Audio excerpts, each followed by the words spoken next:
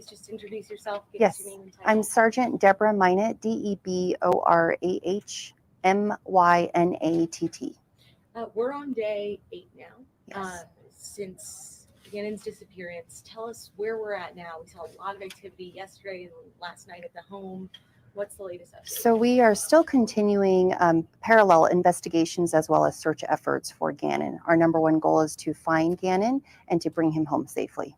We're not seeing as many, people out on the streets, as you will, as you did over the weekend. They were everywhere.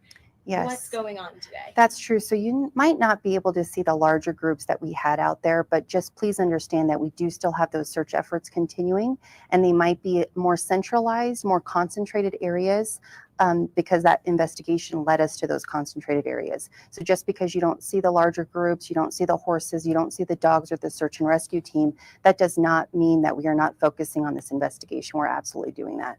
What could you tell us about having the crime lab at the family's house twice yesterday, first and all day and then back at night? Mm-hmm.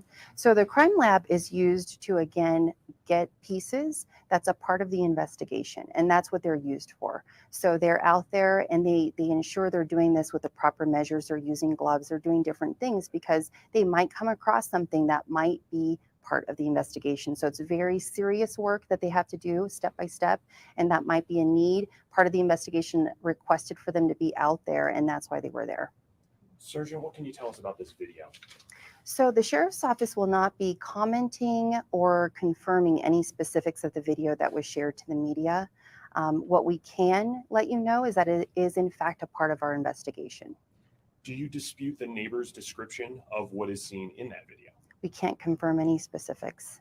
How big a piece of that video is in your investigation? So right now I can't give you a scale on how big one part is in comparison to another, but please understand, again, any piece in this investigation is big for us. So any even eyewitness, a possible person that maybe they saw somebody in the neighborhood, something suspicious, even if to everyday citizens it might appear to be very small, it is to us a very big part. So this video may be a big part in that investigation. Therefore, we can't confirm any specifics on it. Is the timeline now into question, being put into question? The timeline in this entire case is going to be looked at. So our investigators are looking at everything step by step. So just going back to the original release, it says that he was last seen January 27th in his home by his stepmother between 3:15 and 4 o'clock. Is that still accurate? That piece, yes, that was reported to us the day of, and that piece is what is part of the investigation. Is there a suspect at this time? No, I cannot discuss that right now. Any people of interest or persons of So interest? please understand that persons of interest could be any person that has information to any case. And so as any investigation, our wonderful, talented detectives take tips and leads and they go until it's exhausted. So any bit of it, they'll go until it's exhausted. And then once that happens, during that path of the investigation, we may come across persons of interest. And then again, the specifics of those names of persons of interest, we will not share because again, it's a part of the investigation. And we do not have any suspects at this time? None. Okay. Talk to us about the massive social media following, I guess, this case has brought. There's several search groups for him, community members coming up with all of these hypotheses that, Yes. what they think. Is that taking away from your investigations? Yes. So speculation is one thing, and theories and these kinds of ideas is one thing for someone to have. When they provide that to the sheriff's office, we take it seriously. So any information to any law enforcement agency, if you have a tip or a lead, we have to vet each of those. We have to ensure that it is factual, and it takes time away from our detectives to try to figure out if this is a good lead or if it's not. And the time that they spend doing that absolutely will take them away from that investigation. So speculation and theories is not something we want you to report. We want you to report the factual information, things that you've seen, and it might not even be that Monday. It could have been the week prior. Anything that you might have seen with your own eyes is information that we would like for you to provide, not speculation and not theories. So like this neighbor in his videos. So if we could also talk about as what Lieutenant Palmer said in the press conference, although we have to make social media part of the investigation and put it in the investigation, that no leads anymore are going to be followed up unless they're called into the tip line or emailed into the tip line. Okay. I think that's really important. Okay. So people really want to find Gannon. Use those two methods. So we put out social media updates on Gannon search, and we use social media for the sharing purposes. Comments sometimes are great, but please understand that tips that you provide will only be taken in two methods, and that's through our tip line, which is 719-520-6666, or through our email, which is tips@elpasoco.com. So if they message us, they're using social media to comment, we are not taking those. We are only taking it from those two methods. And then yesterday, I was the first person to bring you this video, Yes. and you guys asked me to not share it because you said this will maybe hurt the investigation. Yes. Now we're seeing some station puts it on their, Yes. website. It's going everywhere. What's your And- take on this? And so we understand that media, you guys are great to work with, and we understand that you were the first that called us and actually asked us what we thought about it. And we truly appreciate the relationship that you built with us by asking us first before putting it out there. And please understand, we wanted that kept. We wanted that kept because it is a big part of our investigation. And to share it immediately, we hope will not be detrimental. We hope it will not jeopardize the investigation. But the reason we asked you not to do that was because there is potential for that. And as a law enforcement agency, that's the worst that we could do, is to purposely, intentionally jeopardize any investigation. So are you still asking us not to put this video out? Yes, if someone were to call me today and ask prior to putting that out there, I would ask the same thing. I know that you don't want to discuss the specifics of it, but as you mentioned, facts are important in this case, and Yes. how specifically the person who took that video describes this is a fact of the case. So a neighbor describes this video as showing the stepmother and the 11-year-old boy leaving the house. Several hours later, that stepmother coming back alone. Yes. Do you dispute that description of this video? And just understand, sir, so when we have factual information provided, if it's on a public forum, that could be scrutinized when law and order takes place. So information that is factual, if it is displayed to where we're seeking potential justice, we have to do it in an organized effort. We don't want that on a public forum. But if his description is wrong, you would want that out there too. If he's describing this as something that it's not, you would correct us. So we're just trying to make sure that his description is accurate. And is it accurate? And again, I can't confirm the specifics in the video. I can't. And to tell you the truth, I haven't seen the video myself. I can't confirm it. And the sheriff's office as a whole will not be commenting on the video that was shared to the media. I have a couple of questions about the stepmother. I read that she rented a car on the day that he went missing. Is that accurate? And that's part of the investigation too. And is she still cooperating? Part of the investigation. Okay, so you can't Yes. say whether or not We she's won't. cooperating. I know before you said that she was. And a lot, and any bit of info that might be given may portray the wrong judgment, and we don't want to do that as the sheriff's office. Do you still consider it a missing persons investigation, or has it become criminal? It is missing persons, endangered, because of those factors, again, with the weather, his age, and medication he was taking, and also the time frame. And so going into their homes, I mean, we saw obviously their video of Metro Crime Lab there and everything. Yes. What would you say to the community saying that this isn't criminal, but you do have investigators going in and taking evidence out of the home? Can you talk to that a little bit? And just as an example, we used a search and rescue dog who had a really strong scent, and we get pieces of information that might not be criminal, that might just lead to where he might be, those kinds of things. And so when we get those pieces of evidence, it has to be maintained and protected. And again, that's why we use Crime Lab. They're really good with that. They're experts in the field, and that's why we do that. So it might not be criminal. And there are some cases where Crime Lab is involved and it's not criminally involved. To all the people who are following this and praying for this young boy's return, just like everyone in the community is, Yes. I mean, is there anything that you can give us for an update for them? You do feel like you're getting closer? Do you hope something will come up in the next few days? Just please entrust the process.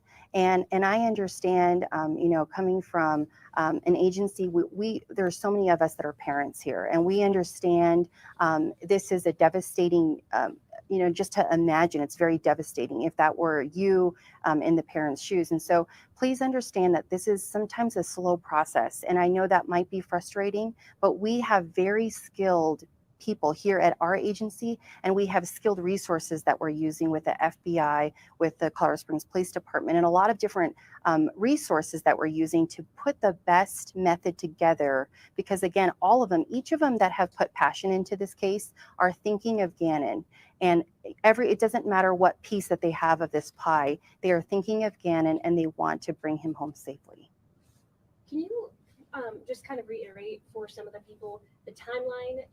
I think we've all heard a little bit of a different thing. He was at school, he wasn't at school, he was on a hike. Can you go into any of that? We can't, unfortunately, I can't talk about those specifics. Are you still saying that he went missing between 3 and 4 o'clock? That was the only information relayed to us, and therefore the first day that the reporting party called in, that was indicated to us. That was the bit of information we had to work with. There were some other factors and information obtained during that call that we type coded him as a runaway because of information we received.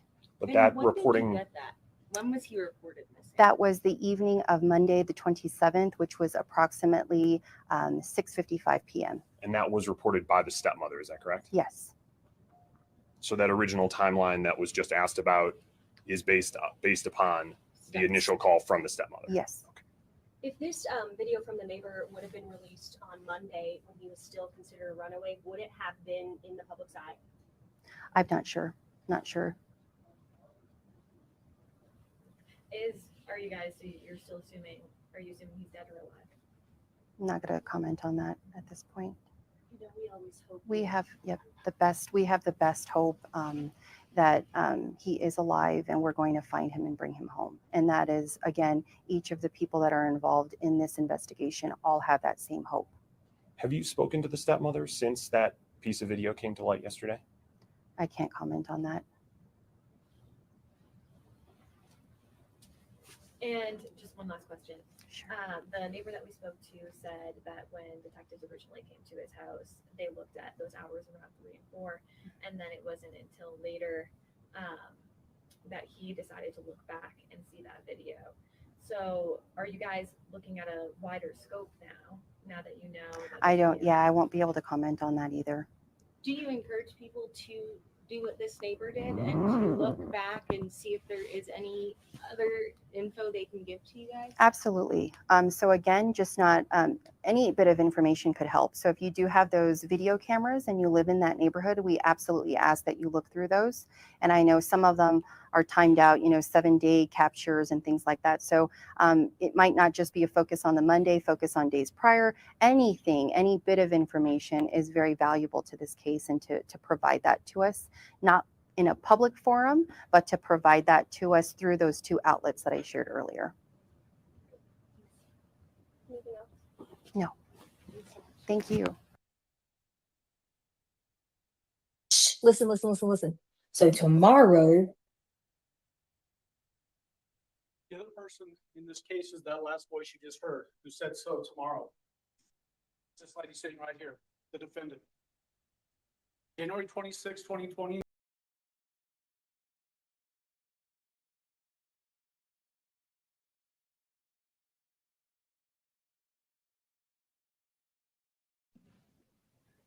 How do I describe my G-Man, my Gannon? Gannon's my hero. I love him so much. He's not only my hero, he has multiple people that call him his hero as well.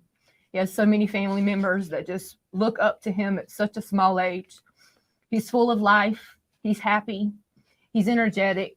He loves sports. He loves Sonic. He loves going outside, playing with his friends, his sister, his neighbor, especially Braden.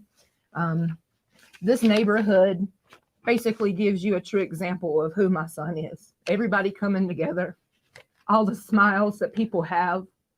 This is why I have hope, because I feel it. This is Gannon truly speaking to our community. Gannon he loves blue. He loves Sonic. He's into coding. He loves riding his bicycle with his sister. And I know that he's missing that right now. He holds his job as being Big Bubba very important. And for him not to be able to talk to his sisters, has to be hurting him. This week has been awful. It's been more than a roller coaster ride. It's been more than emotional mess. I don't even have answers for my feelings other than I'm afraid. I'm afraid that I will never hear his voice, that I'll never hear him run and say, "Mommy," that I'll never hear those corny jokes that he always tells every single day. He has to tell me a joke. He looks forward to telling me something silly. And I'm afraid that I may never see that again or hear it. I don't want to believe that, because that means that I'm giving up hope, and I'm not giving up hope because my son is full of hope. So I'm urging anyone that has any leads, credible leads, if you're too afraid because you know something, a kid just doesn't disappear and no one sees him. It's not how this works. So if you have anything that's credible, if you're afraid, don't worry about it. Imagine my son, how afraid he is. Imagine how afraid Gannon is. So please call, please write. If you need to have someone else to do it for you, please do. Because my son deserves to be here. He deserves to be here. Please call the El Paso Sheriff's County and let them know. And I thank you guys, the community, for what you've done, because this is Gannon. This is who he is. And I thank you guys so much. When Gannon was born, he weighed only 1 pound and 6 ounces, and even today, he's still our miracle child. He still is. And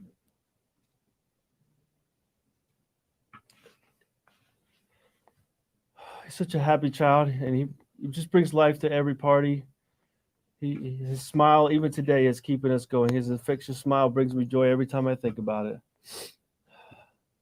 The past 8 days have been, as Landon said, a roller coaster of emotions. Sometimes we jump in for joy because we get an information that we might think is a break in the case, and then the next minute we get we see something or get information that just breaks our heart into a million pieces again.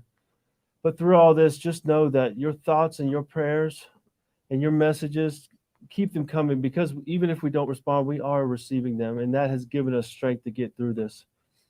And I do want to say I'm so proud of Lena, my little baby girl here, and of Landon, my children's mother. They've been so strong through this, stronger than I would have ever thought that I could have ever been, and I'm getting strength from them as well. As I said, please keep sending your thoughts and your prayers, because we are receiving them. And if you have any information at all that could help, please reach out to the El Paso County Sheriff's Office with only credible information, but any information that you think may help. Thank you so much. Your turn. I love you, Baba.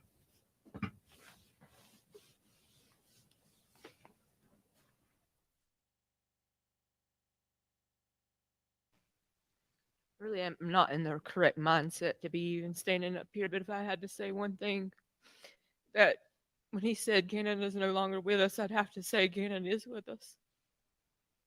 After the stories of people from all over the world, he's not only my hero now, he's the world's hero. So I thank the community, the positive support from a state that I've never visited other than 2 or 3 times. I'm astounded by the amount of love that's not come from me. It's came from my boy. And never thought I'd be standing here. It's a nightmare. I've had to put trust in the people I don't know. Today, I got the worst news and the best news. Obviously, we know what the worst news is, but the best news is that justice will be served. And I'll make sure that justice is served, because my boy did not deserve any of this that has happened to him.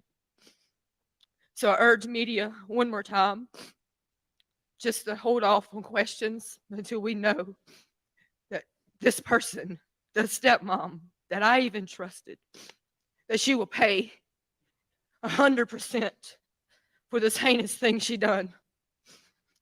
And I know that that's going to will be done. So I ask you guys, I beg and plead of you, if you've known or if you see this story, all of you have seen this story, please hold that very close to you. Because I want to live this earth knowing that justice was served for my boy. And I know that you've seen pictures, you've seen stories, you've seen my little man. He is truly my hero. And I'm gladly giving that to you guys too, that he can be your hero. I've heard stories of people that have not prayed in years, that have finally fell on their knees to pray. And I know where my son's at, without a shadow of a doubt.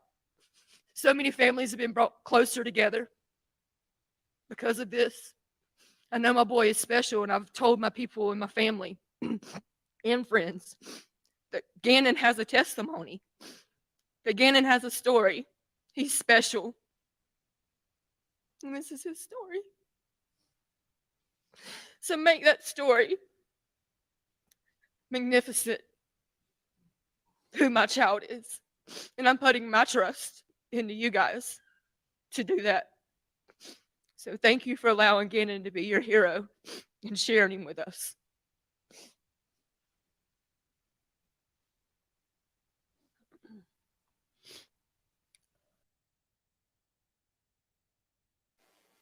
Thank you for coming today. We thank you for your patience as we work diligently to piece together what led to Gannon's disappearance. Our speakers today will be Sheriff Bill Elder, Lieutenant Mitch Mahalko, FBI Denver Division Special Agent in Charge, Dean Phillips, District Attorney Dan May, and Senior Deputy District Attorney Michael Allen. We will not be taking any questions at the conclusion of the press conference. However, I will be reading a statement from Gannon's father, Al. Landon may not speak. Please respect the family's request for privacy as they begin to absorb and process the devastating news they have received today. Sheriff Elder. Thanks, Jackie. Welcome, everybody. Today marks 5 weeks since the investigation into the disappearance of Gannon Stauch. We're holding the press conference to update you on some significant developments. While we've yet to locate Gannon, this morning, just after 8:00 a.m. East Coast time, Letecia Stauch was taken into custody in Myrtle Beach, South Carolina without incident by law enforcement officers from the El Paso County Sheriff's Office, the Denver and Columbia divisions of the FBI, the Myrtle Beach, South Carolina Police Department, the Horry County, South Carolina Police Department, and Sheriff's Office.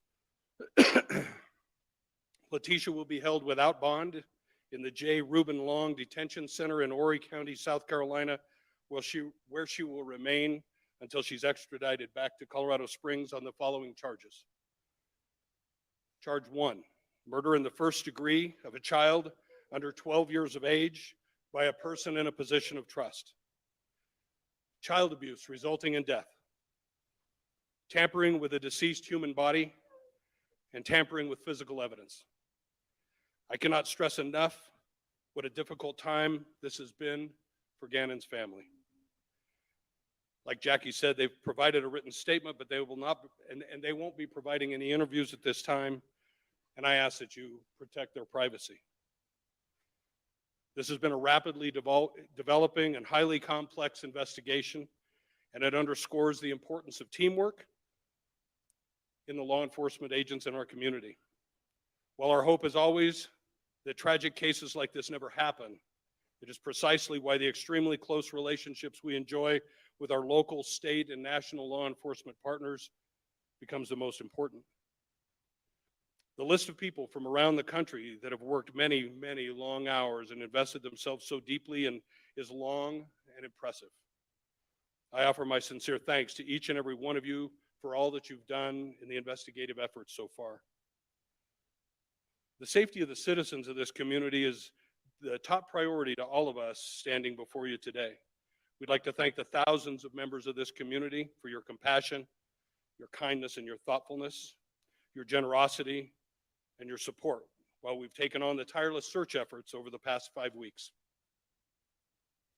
On behalf of the Sheriff's Office, all of the investigators, the staff, the volunteers involved in this investigation from all over the United States, we'd like to express our deepest sympathies to Gannon's family and friends. There is no way to express the depth of our sympathy, and our hearts break for you. But I make this promise: this team will continue its work. These partners will remain steadfast and diligent until the conclusion and final prosecution of this case. We will not stop, and this investigation has only begun. Letecia's arrest photograph will be made available to the media as soon as we can following the press conference. Jackie will have the details. And now I will turn the microphone over to Lieutenant Mitch Mahalko.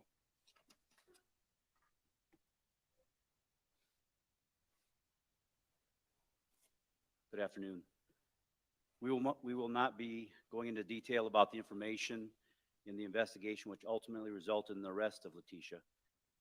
But I can tell you that this has been a methodical and time-consuming multi-state operation with investigators working nearly around the clock to find Gannon. There have been thousands of hours of investigation and search efforts. This includes large-scale searches in addition to small, specific searches with drones, horses, canines, and other resources. While we have not yet found Gannon, information has been developed that is helping us narrow our search. As you can see from the arrest, sadly, we do not believe Gannon is alive. Our work is only just beginning, and you will continue to see many law enforcement officials in El Paso County over the coming weeks and possibly months as we continue our relentless pursuit of justice for Gannon and his family. On behalf of the investigators and staff involved in this investigation, we would like to express our deepest sympathies to the family and the friends of Gannon. The death of a child is something no parent should ever have to endure. This case has not just been an investigation for us. This case has become very personal and will forever remain in our hearts. We will continue to work closely with the 4th Judicial District Attorney's Office, the FBI, and other partners to the conclusion of this investigation. At this time, I'd like to turn this over to FBI Denver Division Special Agent in Charge, Dean Phillips.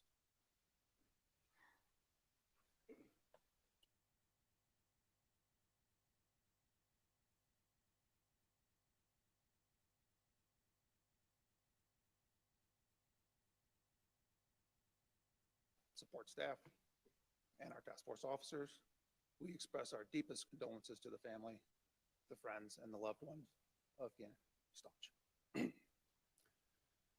To the press, I also ask that you give the family space and time in order to process the information that they're dealing with now. To the community, thank you for your patience and understanding, for your assistance, and for the support you provided to the law enforcement community as we have worked through this investigation. The law enforcement community, I want to recognize in particular the El Paso County Sheriff's Office, Colorado Springs Police Department, the Douglas County Sheriff's Office, our partners, our task force partners in Pueblo, the Pueblo PD, Pueblo County Sheriff's Office, and the Colorado State Patrol. All of these agencies have worked tirelessly and seamlessly together throughout this investigation. Although this is not the outcome for which we had hoped, we continue to work this aggressively, and we will continue to work it through to the end. As far as the FBI is concerned, we brought significant resources to bear to include agents, special agents, investigative analysts, technical support, evidence response teams, and behavioral analysis unit support. But we are not done. We will be here with our partners to the end. We will continue to help law enforcement and the prosecutors see this to the very end.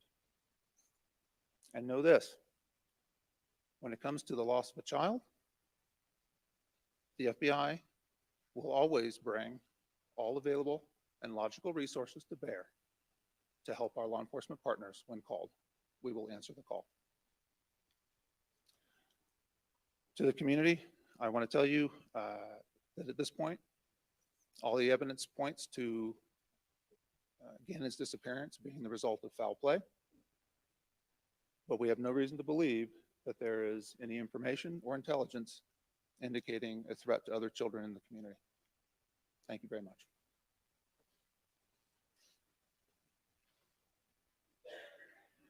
This is not the outcome that anybody here wanted. We wish today, as we were standing here, that we had little Gannon with us to be able to present to our community still alive and doing well. Unfortunately, that's not the situation. As you've heard, an arrest warrant was issued for first-degree murder of Gannon in this case. Unfortunately, we've had to get to know the family now as part of our prosecution family, and they'll be with us for the next many months going forward. It's an unfortunate thing that we are here today. I do want to thank all those who've been involved. The FBI has been amazing. John Cronin, who's the special agent in charge here in Colorado Springs, has spent literally his team 24/7 for weeks across this country. We could not have done this without their support. Bill Elder's team has been fabulous in terms of their work, working tirelessly again 24/7 for many weeks, hoping we would find Gannon. Unfortunately, we are not. Colorado Springs Police Department, Kevin Clark came over, and it's been amazing the work that he has done, which I understand he may even get a special recognition from the FBI in terms of what he's done on this case. My lead prosecutor on this case has been Michael Allen. He will continue to be the lead prosecutor throughout this case. And with that, I'd like to introduce him to fill you in on some of the things we expect going forward.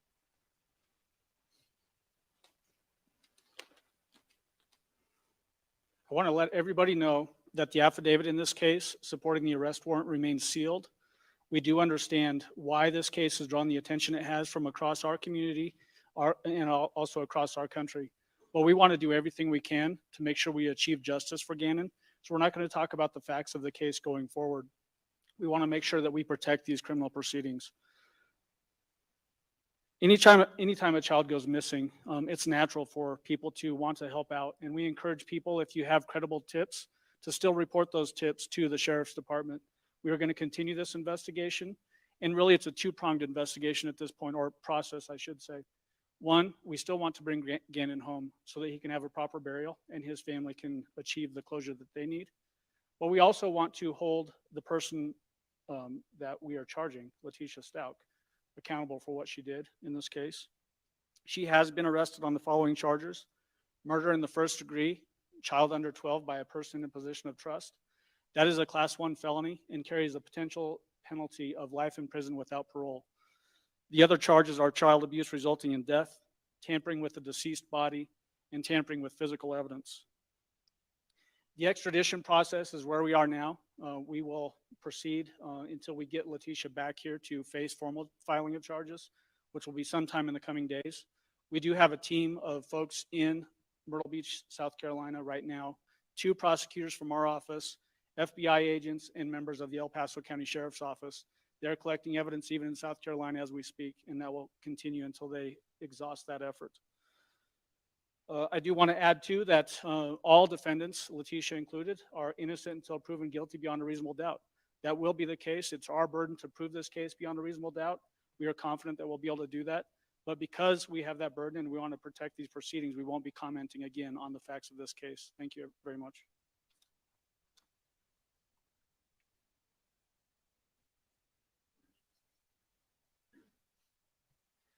Really, I'm not in the correct mindset to be even standing up here, but if I had to say one thing, that when he said Gannon is no longer with us, I'd have to say Gannon is with us. After the stories of people from all over the world, he's not only my hero now, he's the world's hero. So I think the community, the positive support from a state that I've never visited other than 2 or 3 times, I'm astounded by the amount of love that's not come from me. It's came from my boy. And never thought I'd be standing here. It's a nightmare. I've had to put trust in the people I don't know. Today, I got the worst news and the best news. Obviously, we know what the worst news is, but the best news is that justice will be served. And I'll make sure that justice is served because my boy did not deserve any of this that has happened to him. So I urge media one more time just to hold off on questions until we know that this person, the stepmom that I even trusted, that she will pay 100% for this heinous thing she done. And I know that that's going to will be done. So I ask you guys, I beg and plead, if you've known, or if you see this story, all of you have seen this story, please hold that very close to you. Because I want to live this earth knowing that justice was served for my boy. And I know that you've seen pictures You've seen stories. You've seen my little man. He is truly my hero. And I'm gladly giving that to you guys too, that he can be your hero. I've heard stories of people that have not prayed in years, that have finally fell on their knees to pray. And I know where my son's at, without a shadow of a doubt. So many families have been brought closer together because of this. I know my boy is special, and I've told my people and my family and friends that Gannon has a testimony, that Gannon has a story. He's special. And this is his story. So make that story magnificent, who my child is. And I'm putting my trust into you guys to do that. So thank you for allowing Gannon to be your hero and sharing him with us.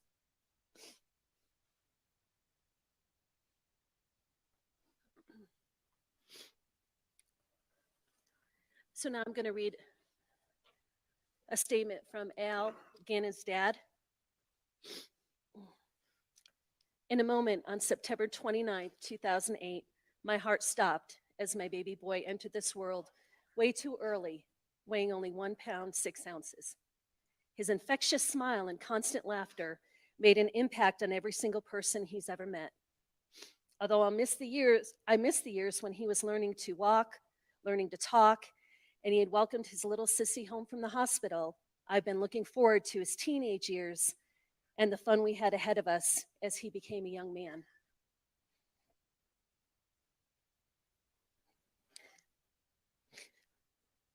In a moment, on March 2nd, 2020, my heart stopped again with what we have heard up to this point. My little boy is not coming home. We will never play Nintendo again. No more Taco Tuesdays. No more smooth-looking haircuts. No more Big Bubba for Mylena, and no more G-Man for the world. The person who committed this heinous, horrible crime is one that I gave more to anyone else on this planet, and that is a burden that I will carry with me for a very long time. But the God I believe in is the owner and decider of justice and vengeance. Only he can repay.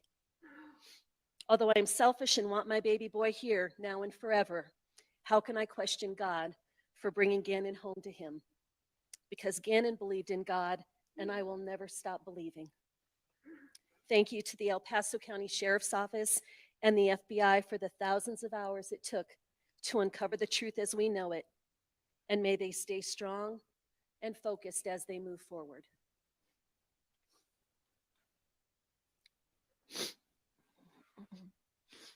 The mugshot for Letecia will be available on our social media platforms as soon as she is formally booked into the Horry County Sheriff's Office detention facility.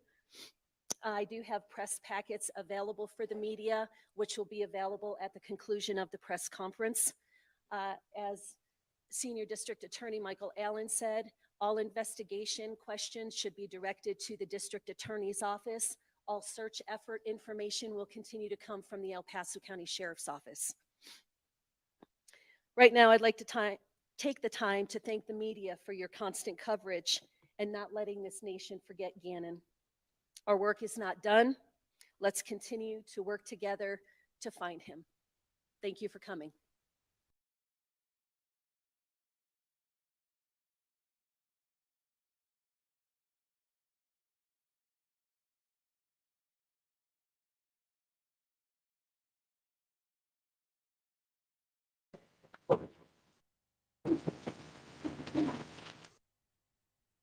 I wasn't sure like what you were gonna be in. Yeah. So, do you guys want to stand out here or do you want to go in the? We can go in. Okay.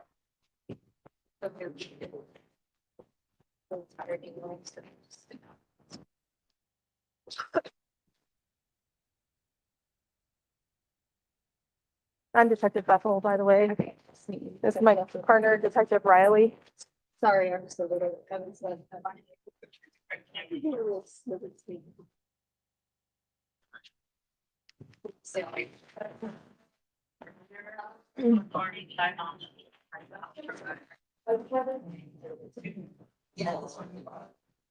And I felt that. I guarantee you, okay, if I put it down there, so.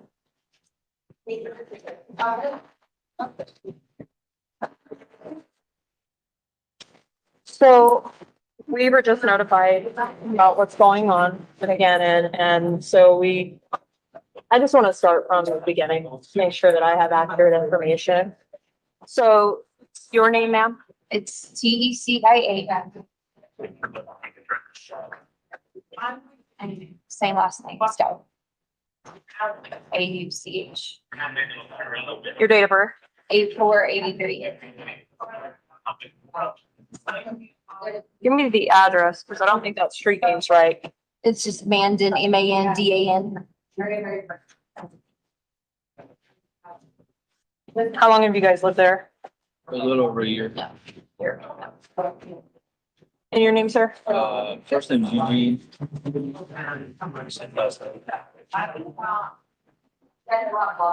Your date of birth? 82. All right. Where do you work, ma'am? The beginning. Which school? I don't know. I don't like if I think it's it for the other college.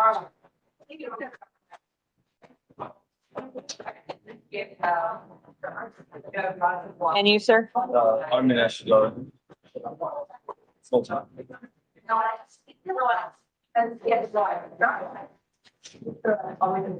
So tell me a little bit about this Gannon. How old is he? He's 11? Switch I'll put out. That's, I'm attention that that's not true. Right. That's what I was told too. So we were like, everything we've been basing our mindset on, based on that. But someone actually takes. Yeah, technically last night he texted me. I was in Oklahoma at Fort Sill for training. And I had to come home emergency. But he texted me last night. He's like, yeah, we saw him on the camera, came in, did not look distressed. Bought some chips, left on foot. I mean, I can show you the text if you want to see it. But When did you go to Fort Sill? when? Yeah, I left Sunday. I've been there one day. What school does Gannon attend? Grand Mountain. Grand Mountain? Yeah, it's in our neighborhood. I was gonna say, I think that's a new one that opened up down there. Tell me about his friends. Most of his friends are right there, like right around our house. Like he has boys that live right at the end of the street. He plays with them most of the time. Braden is his name. What's Braden's last name? I mean, I got all his parents' phone numbers and we talk to him all the time. But If I could get their number too. yeah, So we have Braden. Braden, what? So they're like two families that live in the same house, but they're like related. So Well, Connor, I know, but Connor is the Webster. there's a Connor, but he goes to the Webster obviously, like because they rezoned him because of the new school or whatever. So he went there last year. Connor's mom has been with us the past day or two. She works at Yeah, she works at Webster. so this is one of them. That's, Ian. so like I said, I think it's two brothers and their families live in the same house. And they got like 3 or 4 kids. But that's associated to Braden. I think that's Braden's uncle. I got Braden's mom in there too. But you can get to him through this guy. This is him.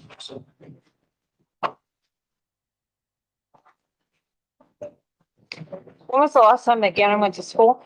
It's been last week. Yeah, so Gannon went to school on Friday. Friday, yeah. When does he return home from school? I'm like 3:15-ish. Yeah, 3:05 to 3:15, Yeah. they changed the new time of the school. Like it used to be like 3:30 to 3:45. Because of like snow days over there.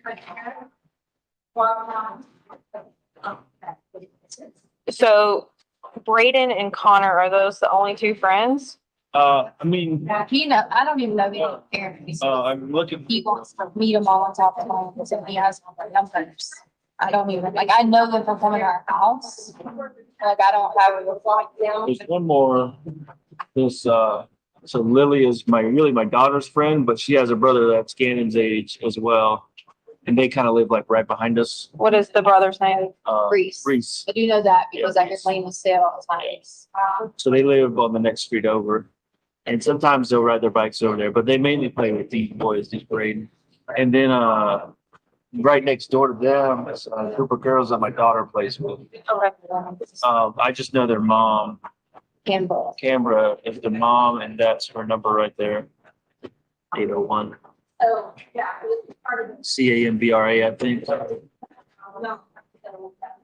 So that's a mom of My daughter's friends. There's like 3 girls. Well, one of them is the age of Gannon. Yeah, I mean, these kids are like they range from like first grade to like they're 6. So these are neighbors. Yeah, basically they live 2 or 3 houses down, but they live next door to one another. Okay.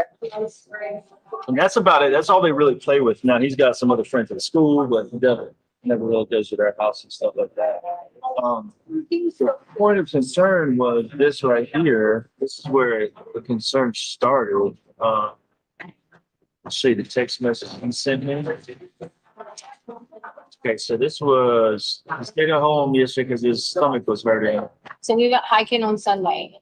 Okay, so yeah. I would tell that part. Yeah, She sees about the stomach. And we went to Garden of Gods and we get probably about, I don't know, a few miles out, a few feet in. He's like, well, my stomach hurts. I'm like, it's probably because you haven't been, like exercising on it.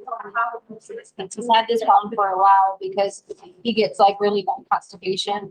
And so his stomach was hurting all through the night. And you were either on the plane, Yeah, so that's something, on the way we up. were like texting back and forth. And I was like, should I just stay at home? Because there was a blood and stuff coming out of his blood a little bit. And so I was like, I didn't want him to go to school like that. Scared because of like multiple underwear. Okay. And he gets really down and embarrassed about So that too. yeah, so he gets embarrassed. He's very like emotional about that type of thing because he's sad about it. So he stayed at home. Well, we went and got the dogs, some new outfits. We got 2 new puppies. So we went and got a dog outfits at the Petco. I think it's on Coles, Nevada exit maybe. I don't know the numbers, but I know it's Nevada and the Coles right there. And so we went to Nevada, went to Coles. He sat in the car because he wasn't feeling well, but I wanted to make sure he was gonna eat and I made sure some Pedialyte and stuff like that. I think that's about it. Came back, whatever. So when we came back, he was texting you. That's where you. Yeah, so he had spilled a candle in the house, whatever. He was because he felt like he was smelling bad because of his accident. He lit a candle and was playing. He spilled the candle, so he got really upset because he made a mess with that too. So he burned a big. So then this is where he starts texting me. I'm in Oklahoma, so he told me my tummy hurts, blah blah blah. And he's trying to stay positive, So he's worried about. Teacher said he was really worried about getting in trouble not for the accident, but for the candle thing. So then right here, I was like, we'll talk later. And he's like, do we have bath salts? And I'm like, immediately, I know what that's all about. So I'm like, what, what's going on? Where did he even hear this from? So I immediately texted her. I was like, we have a little bit for baths and stuff. So I was like, put all the stuff we use for our baths and put it away somewhere so he can't access it until we find out what's going on. And then I asked him for what. So listen for that. Yeah. So with that, the day before, when he tells me this, I said, he came in and asked me, did we have any the day before, which was the Sunday. And I gave him a bath bomb because I really didn't know bath salt. I didn't know. So I gave him a bath bomb and we went to the bath. I still was clueless to the bath salts until we looked it up. So then he tells me this. My friend said if I got some, we could play this weekend. And I told him no. Absolutely not. And we were still talking at this point. And then he was like, he went on a little bit. Then he's like, his brother has a car for a sleepover if I can come over Friday. That's kind of the end of it, though. We need some more haze. So that's where we get the idea that he may have left. Well, no, he told her he was going to play. So which he does, which they do all the time. They walk out and they're like, where are you going? Be back at such and such time. And they're always maybe he's 10 minutes late, but nothing like this. So I don't even know who this friend is. That's the biggest concern on the surface. That's why I said, I always like to walk over there and meet, hey, this is blah, blah, blah. We don't know Phone anyone numbers. with the car. Yeah. Yeah, we didn't know anybody that had Yeah. an older sibling that drives. None of his friends that we were aware of. So we, from these other people, we got some names of other kids on the bus that he plays with. And so we kind of hunted them down last night. We heard what they did while I was on the way back. Found one kid named Jimmy, but he wasn't, they hadn't seen him. And then they were like, well, this kid has an older brother or whatever. And they went to their house and they're like, no, we haven't seen him. So that's when it really Gave us information that Jimmy had an older sibling. So we all went, you know. We think it was around. putting people together. You know. So then Jimmy's dad answers the door and they show the picture to Jimmy Connor's mom, with the one with my daughter. She's a 17-year-old. So he's like, yeah, I think I know that kid. And then they were like, do you know Jimmy? And the guy was like, yeah, that's my son. And then he was like, I'm sorry to tell you guys, but we don't have a older child that drives. I don't know if she said Jimmy was the oldest, but whatever it was, Dad said there was no older boy that was in their home that drove. But it was like he said, pieces were coming in from different kids trying to give us information and names. See, the big deal here is it's not like, and I know kids, you know, they get influences, but he's a homebody. I mean, I'm like the same way. He'd rather be at home playing his little Nintendo or, you know, watching cartoons. You know, sometimes I gotta make him go ride his bike, that kind of thing. So he's not one just to walk off. And, you know, he's had times where he's been a little embarrassed about his stomach problem, but never anything to drive him to something like that. So that's why I had to come to grips with. I'm pretty convinced that something bad. We kind of took ourselves, kind of broke it down to, we either feel like he's at a house where some of this good stuff is going on. Because we got to get it fixed. So, lady, don't be mad at us and kick us out of the house. Okay? You got it? You got it? I'm worried about my Okay, shh. Listen. A recording Letecia Stauch made with her stepson Gannon hours before she brutally killed him. It's just one of the many disturbing moments from her murder trial so far. I've covered a lot of crime stories over the years, many here at Law and Crime, and it always gets me thinking about ways we can all stay safe. Well, one way you can do that is by trying out Palm Pepper Spray. It's a small but mighty self-defense tool. Palm Pepper Spray shoots up to 12 feet using the strongest legal form of pepper spray on the market. It's safe and easy. You just point it and spray, and if you want to try it, you can get 10% off. Just log on to palmpepperspray.com and put in the code LAWCRIME10. And remember, if you or anyone else is ever in danger, call 911. I'm Anjanette Levy, and welcome to Law and Crime's Sidebar Podcast. Letecia Stauch claims that she was insane back in January of 2020 when she murdered Gannon Stauch, her 11-year-old stepson. The question isn't whether or not Letecia actually killed Gannon. We know that she did. It's whether or not she knew right from wrong at the time that it happened. And prosecutors say that she did. Prosecutors say on January 27th, 2020, Letecia Stauch attacked Gannon in his bedroom. They were living in El Paso County, Colorado. That's the Colorado Springs area. Investigators claimed they found blood on Gannon's mattress, walls, and floors, as well as in Stauch's vehicle. Deputies believed that Stauch acted suspiciously when the child was first reported missing. She allegedly told them that Gannon went to play at a friend's house, but she couldn't tell them the name of the friend or where he lived. On January 29th, 2020, Stauch allegedly claimed to investigators that a man named Eduardo raped her and kidnapped Gannon. Deputies didn't really buy the story and claimed that she never called 911 to report the rape or kidnapping, and that Letecia wasn't interested in collecting evidence against her alleged attacker. During a preliminary hearing in September 2021, investigators revealed Stauch rented a budget rental van, and information was gleaned from a cell phone in early February 2020. In court testimony, data collected revealed the van traveled from Colorado to Florida. Gannon Stauch's remains were found stuffed inside of a suitcase under a bridge in northwestern Florida in March 2020, about 6 weeks after Letecia Stauch's trip to the area. An autopsy showed Gannon had been shot and stabbed, and he had defensive wounds on his hands. In February 2022, Letecia Stauch changed her plea to not guilty by reason of insanity. This pushed back the trial by an entire year, so both sides could prepare for this defense. Stauch's trial started on April 3rd. Here's prosecutor Michael J. Allen describing in his opening statement how he says Stauch took deliberate actions that proved that she was not insane at the time of the murder. Told numerous stories to investigators to manipulate the course of the investigation. And finally, to discard Gannon inside that suitcase off of a Florida bridge like garbage. January 27, 2020, Gannon's home, located at 6627 Mandan Drive, here in Colorado Springs, Colorado, turned into the stuff of nightmares.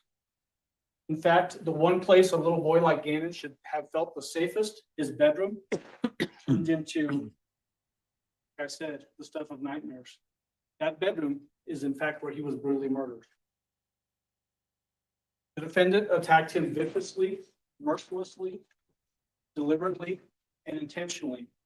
These are exhibits that you'll see from the doctor down in Florida, Dr. Ignacio, when she performed the autopsy.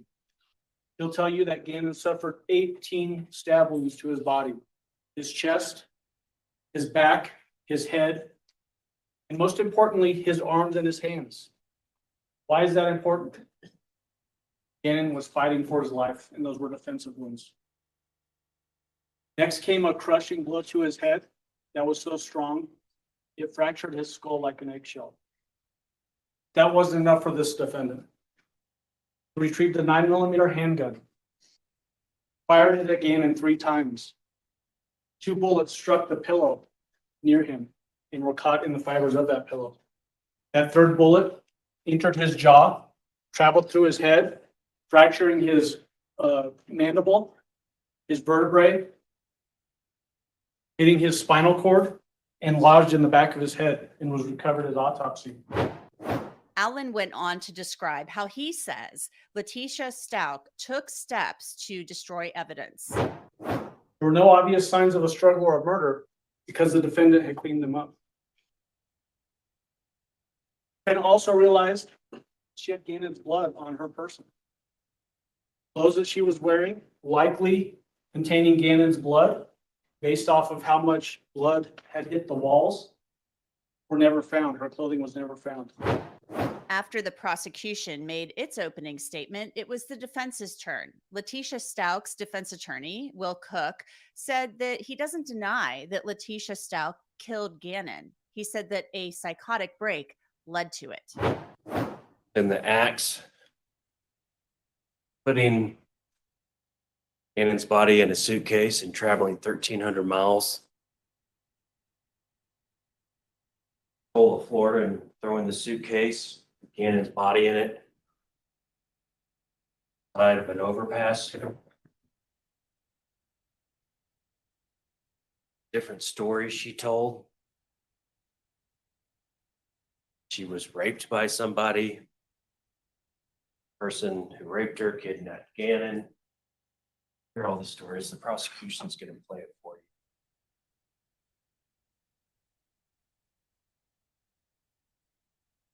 you. These are all signs and evidence of a mind, a soul that is broken, most fundamental and profound way.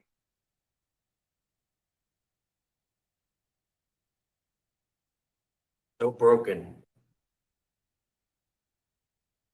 doesn't even know what it was doing.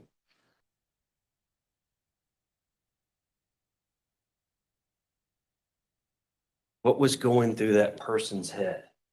The killer Gannon's head. Stauch's head. All the stab wounds, the shootings, the bruisings, the beatings, the burns. What was going through that person's head?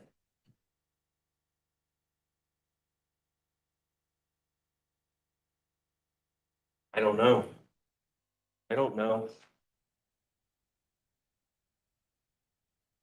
I couldn't tell you. Or the person that she was killing that day, attacking. It wasn't Gannon. It wasn't Gannon to her. Wake up that day and go, I'm going to kill him. No. She was killing the demons. Her life from the dark depths of her childhood and her life. One of the most heartbreaking parts of this trial was listening to the testimony of Al Stauch. That's Gannon's father. He served in the National Guard. Imagine leaving your son with your wife, someone you trust to take care of him, and not having a worry in the world that something bad might happen. Let's talk about Gannon's relationship with the defendant. How would you describe that relationship? Trusting. I'm comfortable saying I think he had love in his heart for her. I don't think he was afraid of her, any fear for her. One of the things about Gannon that is special, and I think it's special about a lot of young boys, he absolutely loved his mom. And he had some of that same love for Tisha too. So he was a mama's boy. He was, absolutely.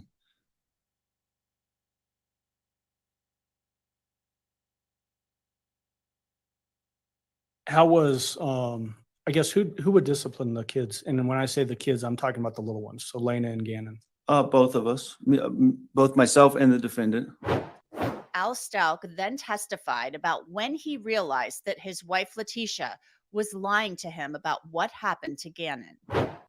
Did you have an occasion to see surveillance video from neighbors in your neighborhood? Did you? Yes. Okay. Did you see Gannon ever walking away on those videos from your house and never returning? I did not, no, sir. Okay. So back to I have to ask a question. Okay. So you were earlier describing an accumulation of things that led you to change your opinion or your mind as to what actually happened with Gannon. Yes, sir. And you said, I think one of the big things was the defendant telling you that her car was at French, you go to French and it's not there. Yes, sir. Is that accurate? Yeah, that was the key moment when I switched from, she knows more than she's telling me she knows. The jury then heard a recording of a conversation that Al Stauch made when he was talking to Letecia. And I want you to know that no matter what, we can work through this together and I can help you, okay? But you just got to let me help you. But I have you told me to be straight up. I got a very straight up question, okay? Are you ready? Yeah. Did you kill Gannon? I need to know. I need you to answer me yes or no right now. I killed Gannon. The answer is no. I can't believe you asked me this. I just got to know you. I told me to be straight up. I got to know what's happening to my son. Tell me why you would think I killed Gannon. There's a lot of unknowns. I mean, being straight up again, you changed your story again to me for the fourth time. No, I changed my story. You did. This is the fourth version of the same story. Okay. Wow. Like half of what you told me today, the cut foot, and now he's got burned arms and picking it, and his butt's bleeding. All this stuff is new to what you told me the other day. And the other day you told me you cleaned up the area where you got raped so nobody would see it. But now you told me you just changed clothes. I just don't know what the hell's going on. I didn't tell you. First off, you never even listened to me about anything that went on. I did. No, you stopped because I listened to you. I listened to you, and then I went and got the guns and put them in the truck, and then I came back and me and Landon listened to you. Then I stopped and picked your story apart. So get it straight, Tisha. I listened to you, and I said, if I'm wrong about the rape, I will get on my knees and beg you for forgiveness. Did I not say that? Yeah, but you haven't. Exactly, because I haven't been proven wrong yet. I want the truth. If I'm wrong, if the police, no matter what they're doing, the FBI, the CBI, the CBS, whoever, okay, if they tell me I'm wrong, I will publicly, in front of the world, get on a camera and tell you I'm sorry. But until that happens, we're going to find the truth. How can you tell me that someone didn't I don't understand. How can you tell me that someone didn't do something to hurt me and take Gannon? I'm not telling you that. I'm telling you it hasn't been proven one way or the other. You said you banged your head on the freaking table. Now I got to tell them to go check out the table and see if there's any blood or any of your. Do that. They had already asked that. Okay, but that's the first I heard of it. You see what I'm saying? You never would talk to me. You literally just sat here in a conversation and asked me, did I kill our child? Yes, I did because if you say no, then I can't. I'll stop thinking that you did it. Okay. Letecia then told Al that she would need immunity in order to tell him what happened to Gannon. It hurt me to ask it because you're my wife, and first thing I started with today was Happy Valentine's Day. That should tell you how I feel about you. Okay, but I need you to be here with me, supportive. I am. I'm right. I'm right here. I'm right here. I'm begging you. If they give me immunity, I will help. Okay, but here. Okay, well, that's why I'm here. I'm trying to I'm not. You have the legal background. Okay, I don't have that knowledge. All I have is my recruiting time and the other stuff I've done. So you need to help me understand what you're trying to get. I don't understand what that means. Immunity, okay? Do you know what immunity is? Other than what I've seen on TV shows, I don't know. I need you to help me. That's what I'm trying to. Help me to get you to that point. Hello? Immunity is they're going to grant the judge that I would not be charged anything in this. Because I didn't have anything to do with it. In return, that I will testify and I will give them the information of who has given and I will testify against them. Okay. So you're saying, so I'm going to walk back through this so I understand clearly what you're saying. So there's no ambiguity or unknowns here. So you're saying you somehow know where Gannon is or who has him or how he got him or something like that? See, that's why you're not going to put words in my mouth. I'm trying to understand, Tisha. Explain to me, okay? Walk me through it so I understand what you're saying. No, why would I record you? This is me and you. Why would I say Happy Valentine's Day on a recording? That's something personal between us. It's just you and me on this phone call and in your room. Absolutely. Okay. Immunity is where I'm telling you, I told you the truth about Gannon. There's more details about how that went on. There's more details that I can't discuss that would incriminate myself because they're going to say, why did you say this? But he has all our information. He was threatening to go to work and get massaged and have these people go there. If I said anything in the meeting with the cops, I was late to the meeting. But I need immunity. So you. So why? What I don't understand is why. Babe, is this not something you would tell me from the get-go? I just. Everything. They were going to kill my daughter. They were going to kill me. They knew where you were at. Everybody. They would do everything. Yeah, but Tisha, look at what you just said. There was testimony from a man named Macon Ponder. He testified about participating in a search for Gannon Stauch's remains in Florida.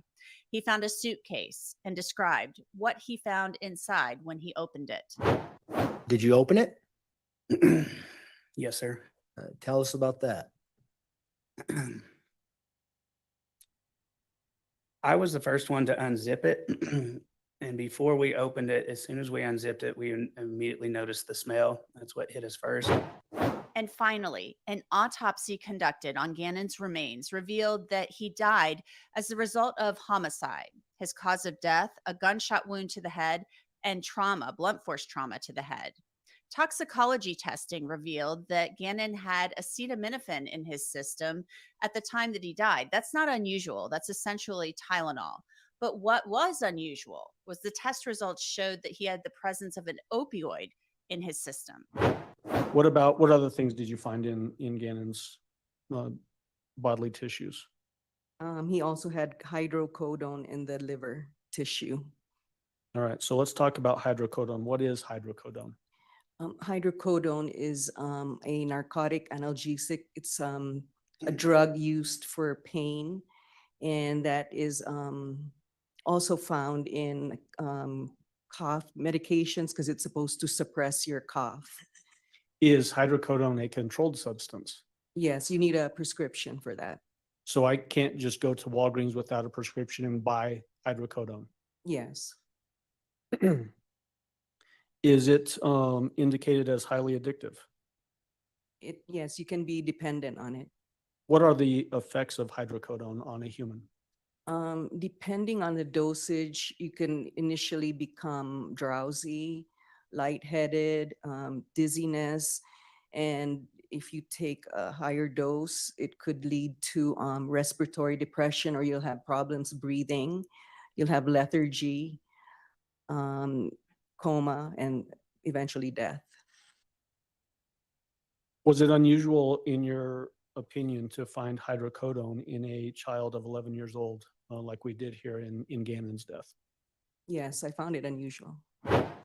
And that's it for this edition of Law and Crime Sidebar Podcast. You can listen to and download Sidebar on Apple, Spotify, Google, and wherever else you get your podcasts. And of course, you can always watch it on Law and Crime.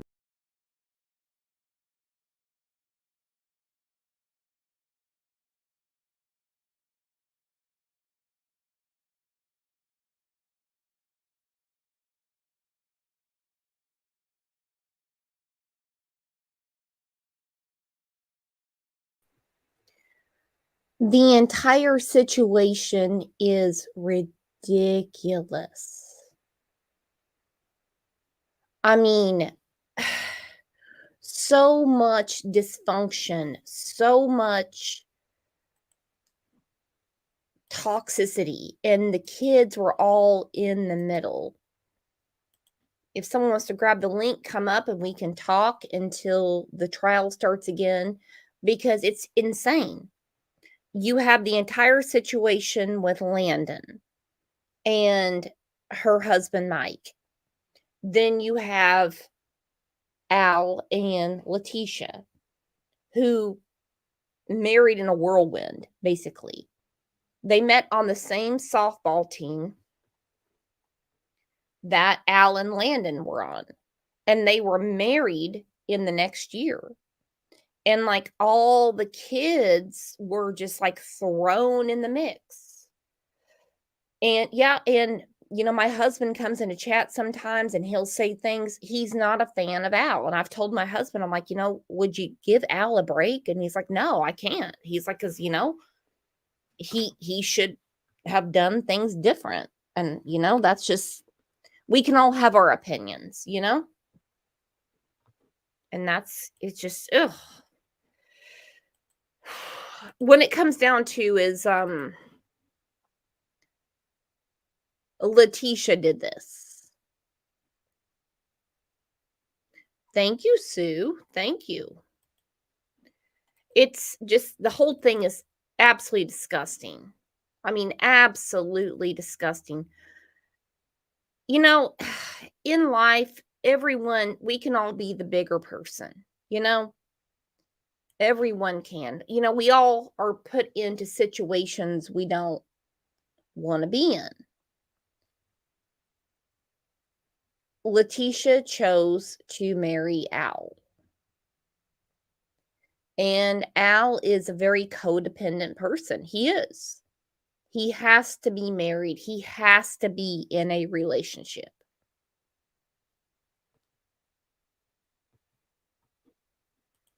C-Star says, no offense, men, but some men are not thinking with their brains. No, and some women aren't either. Because Al jumps out of the frying pan into the fire all the time. Al has always had a side piece, and that is true. I mean, when all this was going on, he was with a woman named Heather.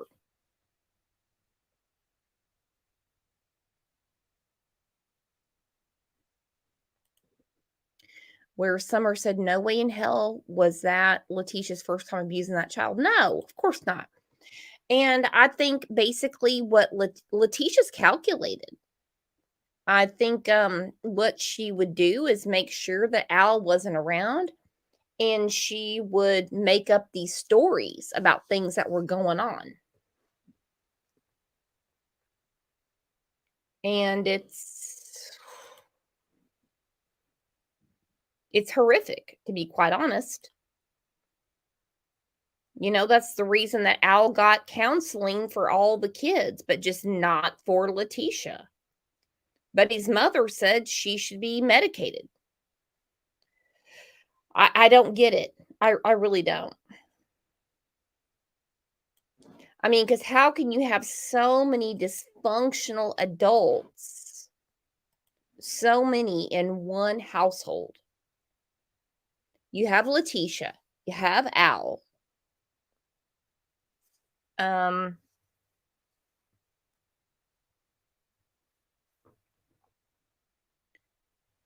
she didn't just kill him. I didn't even know it started on Saturday. I thought it started on Sunday. But she had her sights set on Gannon. Because of course, the apple of Al's eye was his son.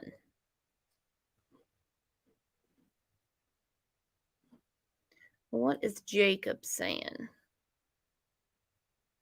Bouncy houses. Jacob wants to know if Mermaid likes bouncy houses. Who would know? I don't know. Mermaid, do you like bouncy houses?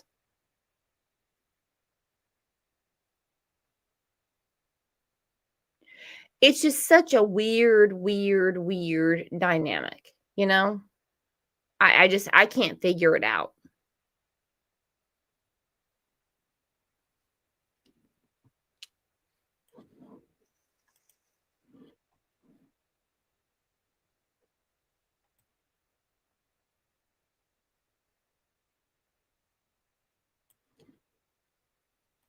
I mean, I can't figure it out.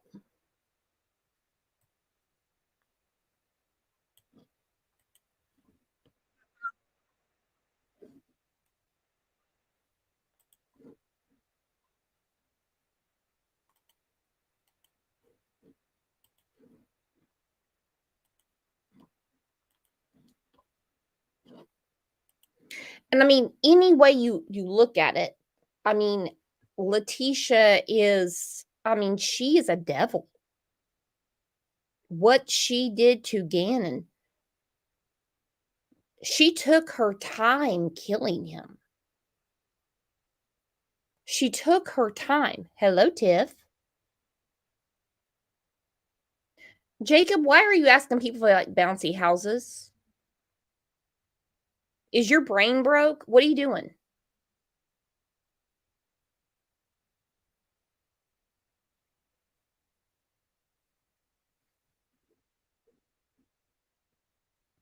Yeah, leave Jacob alone. We had an issue last week with some people were dismissed from chat. I don't do that. Let's just see what Jacob does. I am Letecia Stauch, which is Gannon's stepmother. You've been a part of the investigation since the very first time. You were the last person to see him. Is that right? Correct. What did you see when you last saw him? Well, I'm not allowed to talk about anything with the case. I would more so be willing to talk about how the community needs to have faith and continue to work together and not make these false accusations, like the things that have been said that I've disappeared from the community. I haven't been there to help, but there's lots of reasons behind that.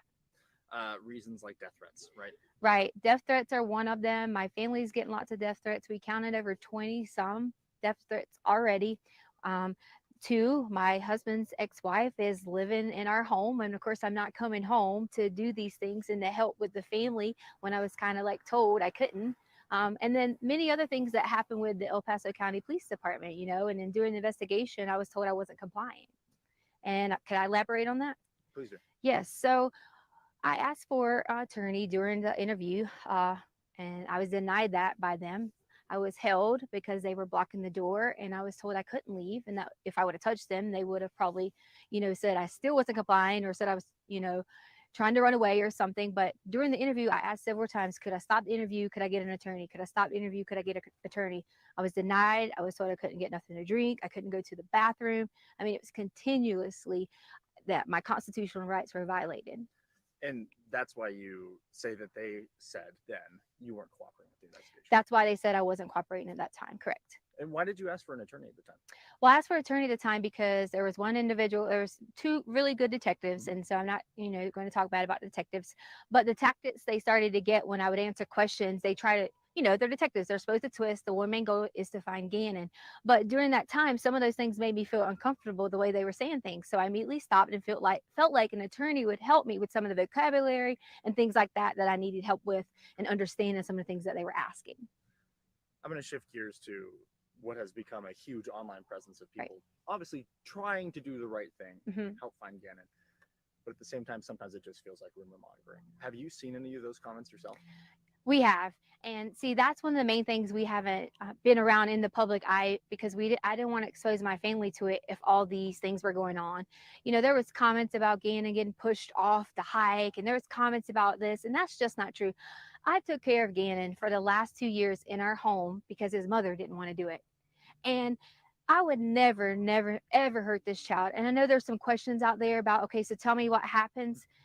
That's up to the investigations when they end up letting you guys know. But I've cooperated with them, even to the point that we were held with a gun. And my daughter, a 17-year-old who serves our country in the United States Air Force, who has never committed a crime or done anything wrong in her life, was put in handcuffs over the keys that was in her purse so they could take her car.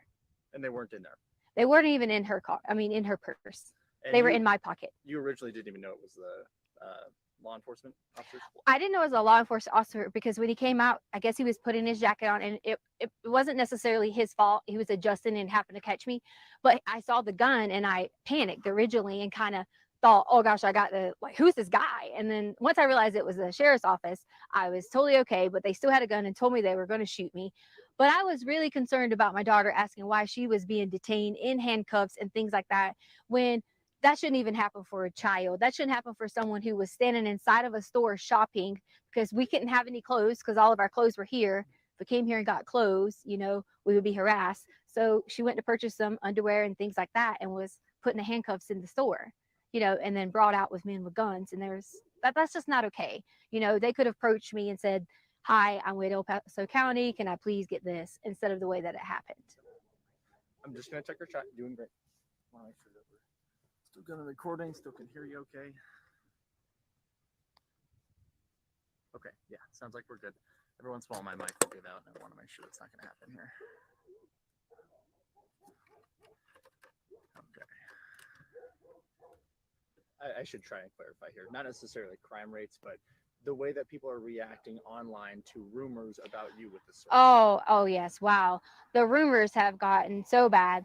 I pretty much have been told at least 10 different ways that these people have these conspiracy theories. I guess they watch a lot of law shows and maybe they have all these theories on how Gannon is dead. And that's what they're saying. So I'm like, why are you saying Gannon is dead? He is not dead. We are going to find Gannon. And that's the main goal that we all have. My family has. Just because you haven't seen us, we have that same goal. And we've been out searching. My aunt has been out searching. My family has been out searching. We all have been doing that together so that we could protect each other. How does it feel when not only you have a lost child who you are in care of, but then people blaming you for that child not being there? I'm just ready for Gannon to come home. Most importantly, for him to see his family. But second, I am going to be so ecstatic when I'm able to say to people that I hope they have a really sincere apology for all these theories that have came out online, for all the things they said that I have done or people have done. And I just want everyone to know that we're going to find Gannon. And I love him so much. I've helped taking care of him for so long. Can you talk to me a little bit about him? I don't know him. Gannon is so kind, and he loves to play video games. That's one of his favorite things. He loves Sonic and Mario, and You know, he's always helpful, and he was always so helpful with the dogs around the house, and we have 2 little cute dogs, and he was always like a person I could say, Gannon, can you go do this? And he would do it right away. You know, sometimes with kids, we have to remind them and things like that, and that's okay, but he was so sweet and able to help anyone. He could notice when you're sick and say, are you okay? And such a kind heart. I know you just said that you can't say anything about the investigation, so you can just say so again if you can't answer this, but is there anything we can hear about the hike? Was there a hike? We don't, that just seems like rumors right now. You know what? Could we bring my daughter up here? Because she can go and say that, you know, she came home from work after the hike and she can verify that Gannon was at our home. Okay, yeah, that's fine with me. If she doesn't want to, that's okay, but you're allowed. That's fine. Sound okay so far? Yes. I need Harley. Because they want you to verify was Gannon at home after the hike. Because you didn't go to the hike, but you came home from work. Do you want me to just say yes? No, just answer the question. Yes, you came home from work and you can verify Gannon was at home. Yeah. I told her she didn't have to be too in depth because she is still, you know, a child. But I want to make sure that someone knows that there's another person to verify that Gannon. Sure. Does she need to hold this? No. Yes, so I came home later that evening. I was at work and I can verify that he was there that night. So there was a hike that you guys went on, but then you guys came home. Yes. Where'd you guys go hiking? Garden of the Gods. Okay. I guess when. And then we ate Burger King afterwards. So, you know. There you go. Yeah. And then it just was, I'm gonna go to play at a friend's house. And then it was just, I'm off to go to play at a friend's house. Unfortunately, I'm not able to like comment on that anymore. And for that reason is because some things have been turned and twisted. And, you know, that was one of those stories you were talking about where people say things. We had to hear things like who would let their child go out at dark and things like that. And that's just why I don't want to answer that. If I had to give, I'm not gonna say that part. That's okay. Never mind. Right. I could take that out. I understand that it gets tricky with Yeah. legal stuff. Do you feel like I asked you what I need to? Do you feel like this is going to help kind of turn the tide of what feels like a witch hunt, in my opinion? I hope am I on camera now? You are okay. still. Okay. I think that a lot of people can see that I'm not missing and see that I am being cooperative. But to me, it's okay that they think those things because the way someone thinks about me, I don't have a problem with that. My main thing is I would never want someone to think that I would hurt Gannon or any of the children in our home because that's just not the case. I've spent my whole entire life working so hard in education. There was even things online that was talking about my education license and I shouldn't even be a teacher. And they just didn't know that. Like we moved on a military move and I didn't finish out my contract. So I gave up my license in that state. It had nothing to do with any criminal activity, you know, or any of those things. And it just got blown out of proportion on my professional status, you know. And do you feel like these are just internet detectives who think they know what they're doing? it definitely is. And, you know, here's the thing that kind of saddens me. It's like, if you're going to talk about someone like that and have a witch hunt out for them, why would you even care, like, about doing those things? Because this is a child. You're telling me that you're just as mean, you're just as hateful to talk about someone else like that. That's how I feel. Like we just should not, we should all come together and wait until the end and see what happens because Gannon's going to come home. Any message for Gannon? The message for Gannon I have is, Gannon, when you get here, you'll be able to truly tell what happened. And then I really hope I get a sincere apology from everyone who has made all those things, especially from my husband. We just wanted to add a message to Gannon from my family, is that we love you and miss you, and we hope that you come home soon. And Gannon, I can't wait till you can come home and let everyone know that you're okay. We love you. It is surveillance video that could be at the heart of a child murder case, showing Gannon leaving with his stepmom Letecia. But according to neighbor Roderick Drayton, Gannon is nowhere to be seen when Letecia returns. I watched the video. I could slow it down, speed it up. I know he didn't come home with her, so I knew something. She'd done something with him or to him. Drayton started reviewing footage after a knock on the door from the FBI. Just kept looking through video, hundreds of clips until I found it. From the start, as search teams scoured acres of land looking for Gannon, Letecia has maintained her innocence. A little emotional. Cassie Brown knows the family. It's been really tough. Her son was friends with Gannon.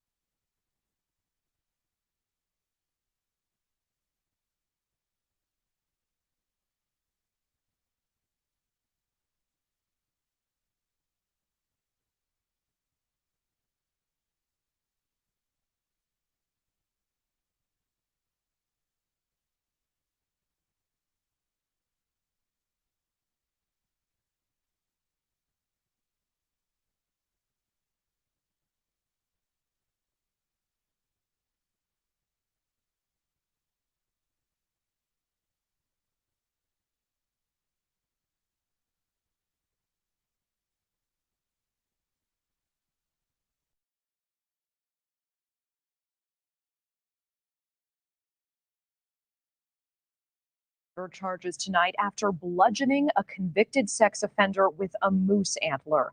A man says that the sex offender had been stalking his small daughter in their community. We want to show you Levi Axtell, the 27-year-old father. And as far back as 2018, Axtell told police that 77-year-old Lawrence V. Scully was stalking his 22-month-old daughter at the time and other children in his van, parking it outside of her daycare. Now, he sought an order of protection from police. It was granted, but then dismissed weeks later. The sex offender was convicted of sexually assaulting a 6-year-old girl and was released from prison for that in 1982. Well, this father allegedly drove to Scully's house, beat him with a shovel 15 to 20 times before, quote, finishing him off with a moose antler. This happened about 2 hours north of Duluth, and right after the murder, Axtell immediately drove himself to the police station, covered in blood, and turned himself in for the murder. We want to bring in former FBI Special Agent Jennifer Coffendorfer. Jennifer, thank you for being here. Thank you for having me, Natasha. And first, Jennifer, just want to get your initial read on this case and specifically premeditation here, because this father did not bring a gun to this man's house. The method of death, certainly unusual and gruesome. Any evidence of premeditation here, and how would this case likely play with a jury? Well, I certainly think a jury will be very sympathetic. This was a 3-year-old little girl. This was somebody who stalked outside of this daycare, somebody who was indeed convicted of molesting a 6-year-old girl. And this will play well into the chances of him receiving a light sentence. Remember also, he turned himself in. He admitted to everything. Now, certainly I am not excusing his actions, but I'm just saying that typically a person who commits a crime like this for these reasons receives a lighter sentence. And it does seem that this father tried to involve police in 2018. We know that order of protection was filed against Scully after Axtell accused him of stalking and attempting to groom his daughter. And that order initially granted and then dropped several weeks later. Is that a common thing? And what are some instances where an order of protection like that would be dropped? Well, it's not common, and it shouldn't have been dropped, particularly since this individual had been convicted. It's really disturbing, actually, that this well played into the actions then taken. If that order would have been kept, perhaps this whole incident would not have happened. But it did happen, and certainly he's going to have to pay a criminal price for his conduct. And seemingly, he knew that and was willing to pay the price to keep his daughter safe from this individual in his mind. And sex offenders who have been released do live among us. They live in our communities. If a parent does not feel safe, they feel their child is being targeted, and let's say they even do file an order of protection and it's not enforceable for some reason, what more should a parent do? Well, what more they can do, and this is terrible to say, but you may have to move. You may have to put yourself out of those crosshairs if you're not getting the proper support from law enforcement. I think we need stiffer sentences against convicted pedophiles, and I think that would help with the situation because there is great recidivism with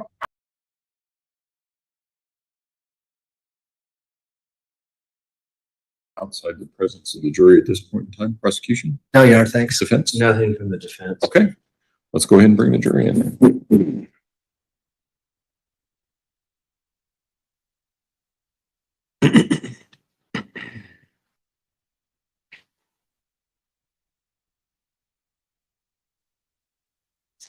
Before I forget, if we have some time at the end of the day, I want to talk about Wednesday in the event we have to flex start time. Yeah. I think tomorrow's fine. I think Wednesday is Yeah, the I issue. think you're right.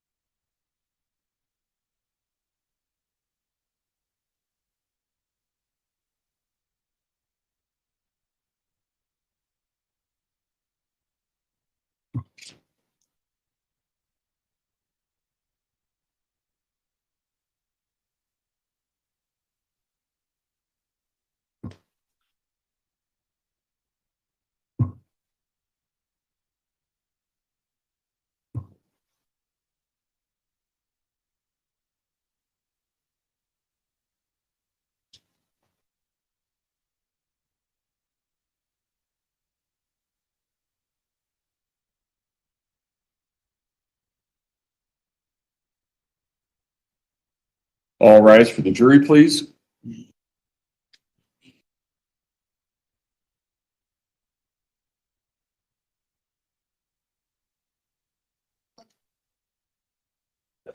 You're right on. Thank you. Not quite as cool.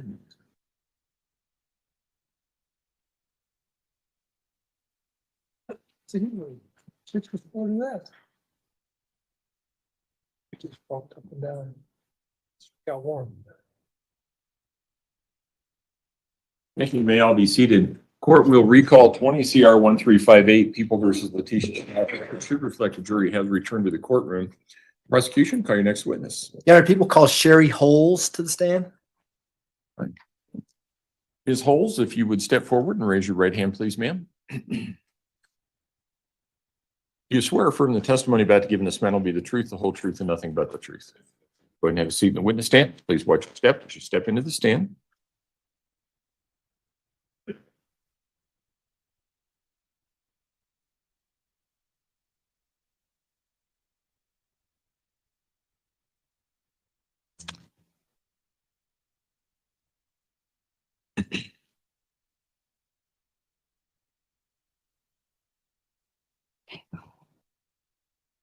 Good afternoon, Ms. Holes. How are you doing? Good afternoon.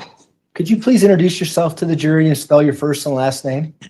Yes, my name is Sherry Holes. It's Sherrie, last of Holes, Holes. And what is your occupation? I'm currently employed as a forensic serologist and DNA analyst at the Colorado Springs Metro Crime Lab. And how long have you been employed such as? I've been employed in that role approximately 4.5 years at the CSPD Crime Lab. And what does a forensic serologist Stop do? you for just a moment. Oh, sure. Can you move that so that it's on its side so it doesn't block the view of those two jurors right there? Let me just put it right here. Or you can just lay it down on its side either way. Okay. We'll just do that. All right, go ahead. I think I was asking you what a forensic serologist does. Yes, a forensic serologist examines evidence for the presence of biological fluids. Specifically in our lab, we look for blood, semen, saliva, and also we examine for other potential biological evidence that may be suitable for DNA analysis. And what kind of experience of training do you have in the field of forensic serology? Well, my training, first of all, I have a Bachelor of Science degree in Biological Sciences from University of California at Davis. I also have a Master's of Public Health with a specialty in Forensic Science from University of California, Berkeley. Prior to my employment in Colorado, I was employed in the same capacity for approximately 10 years. I was also a forensic DNA analyst and serologist in various crime labs in California. Most serology training actually does occur on the job. There are a few formal classes that I did take such as microscopy of semen evidence, and mostly it was on the job training. In fact, when I came to Colorado Springs and was hired here, I spent about a year just going through a training protocol before I was deemed competent and able to begin casework. And are you peer reviewed when you do a serology examination? Yeah, so all the reports that I write with my results are always technically reviewed by a second qualified analyst within the lab to make sure that they agree with the conclusions that I'm offering in the report. And then there's also another level of review called administrative review before the report goes out by another second qualified analyst, serology and DNA analyst. And approximately how many forensic serology examinations have you conducted in your career? Oh, in my career, it's well over 1,000. You don't keep track each time you do one and say? I usually average about 100 cases for serology a year. So over the course of almost 15 years, yeah, it's well over 1,000. That was a bad attempt to try. I'm sorry. Have you testified as an expert in the field of forensic serology in the past? Yes, I have. Approximately how many times? I've been qualified as an expert in this area approximately 40 times previously. And are those both here and in California? That's correct. At this time, we'd ask that the court qualify Ms. Holes as an expert in the field of forensic serology and allow her to render opinions in that field. Defense? No objection to her being qualified. Witness will be so qualified. Go ahead. So I want to kind of focus on your role as a forensic serologist here in Colorado Springs, the Metro Crime Lab. Were you asked to conduct several forensic serological exams? Serological, correct, yeah. In this particular case, the disappearance of Gannon Stauch. Yes, I was. Could you give the jury a rundown on how you come about or how you became involved in this investigation? So when we get a request from an agency, in this case, the El Paso County Sheriff's Office, typically there's a couple of things that happen. One is they will write a cover letter with a description of the pertinent case details and some of the items of evidence that they would like examined. And then also typically there's a meeting between the submitting agency and our crime lab supervisor, our DNA technical supervisor, and they make decisions as to these are the items that we will accept and which what are the priorities on which items will be tested. And so is that common in any criminal investigation that the investigating agency will submit a letter asking you to perform analysis on certain items of evidence? I can't speak to how other laboratories and agencies do it, but that is what we request, just so that we have some background knowledge of, it helps us decide of the case, so that helps us decide which evidence are best going to answer the questions being posed in the case and what is most probative, in other words, offering proof in the case circumstances. And is it often in large investigations that you may actually meet with the detectives or other investigative officers to talk about what should be tested and why and that kind of thing? Yes, definitely they try to do meetings before the first request comes in, but often in a large investigation, there can be several meetings that occur over time as more investigative details come to light or more questions are being answered in the case. And that is what happened in this particular case. Can you describe that for the jury? Why did that happen in this particular case? I was not involved in the actual meetings that were occurring. That was our crime lab manager and the DNA supervisor.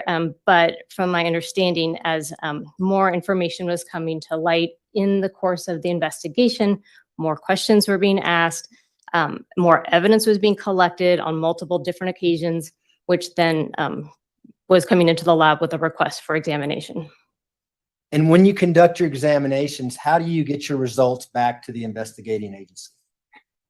So once we have, and when I have issued a report and it's gone through the 2 layers of review, it is then released to the investigating detective, the lead detective on the case from one of our administrative staff. And did you do several reports with regards to this investigation? Yes, in this particular investigation, I released 7 reports. And do you know why there were 7 different reports on, I'm assuming 7 different dates? Again, I think additional items were being collected, additional questions were being asked as additional evidence was being collected and during the course of the investigation. So they didn't have all of the evidence or even all of the information from that very first request.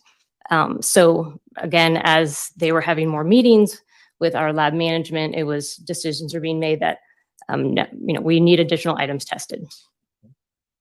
And so what would be your role, just so you can explain to the jury, in the process of doing your analysis with regards to evidence in this particular case?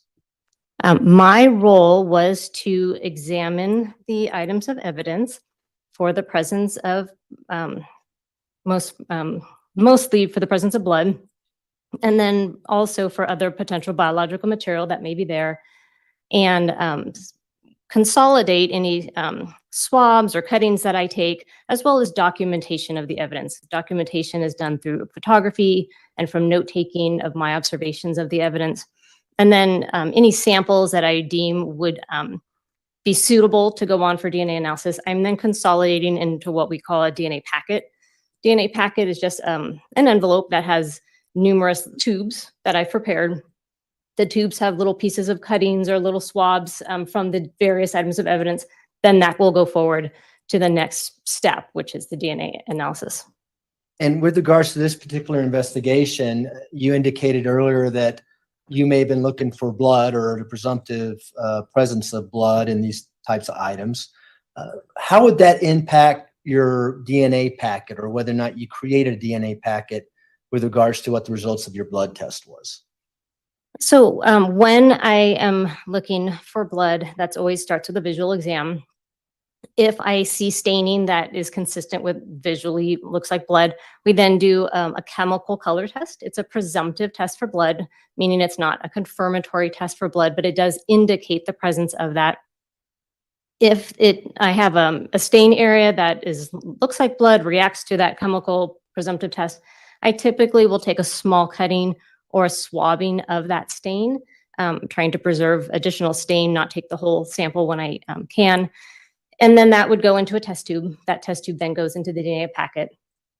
I also do what we call trace swabbing, and trace swabbing is areas that may contain DNA cells or cells that have DNA. So many of our tests are so sensitive now in DNA analysis that we don't actually need to have a stain present. We can also get a DNA profile from just a very small number of just cells. Cells can be deposited just through touch or from wearing clothing, that kind of thing. So some of my serology examination is also doing trace swabbing. So areas in which I don't actually see a stain, but may be interested in DNA results from maybe through someone having touched an item per se. Okay. And we'll get to those as we go through the individual items. Did you have several individual physical pieces of evidence that you examined and performed a serological examination on those items? Yes, I did. And would you also receive swabs from various areas of a residence 6627 Mandan Drive here in Colorado Springs? Yes, I did. And would you, when you received all these items, were they all sealed in a protective way so that no one touched them in between the last person who opened the item? Yes. And rather than go through that with each item we go through, every item you looked at was sealed when you got it? Yeah, if anything is not in a sealed condition, I note it, but I do not remember receiving any items in an unsealed manner, no. And when you create a DNA packet, do you also seal that item and preserve it in a way so that the DNA will not be impacted? Yes, I do. My envelope that I create that has all the little tubes from the cuttings and swabs, that gets an evidence tape seal once it's ready to go forward, and it's stored frozen for further analysis. And is that why we don't admit them here in court, because they need to stay in the freezer, that kind of thing, to preserve that DNA? Yeah, they are best maintained in a frozen manner, and literally it's just an envelope with the tubes inside. So it's best just not to bring it to court at all. So to your right are a series of exhibits. And I'd like to go through these one by one, as painfully as that sounds, but I think we can go through it fairly quickly. The first exhibit that you'll see in that box on that table is Exhibit 182. Could you pull that out and tell us what that is?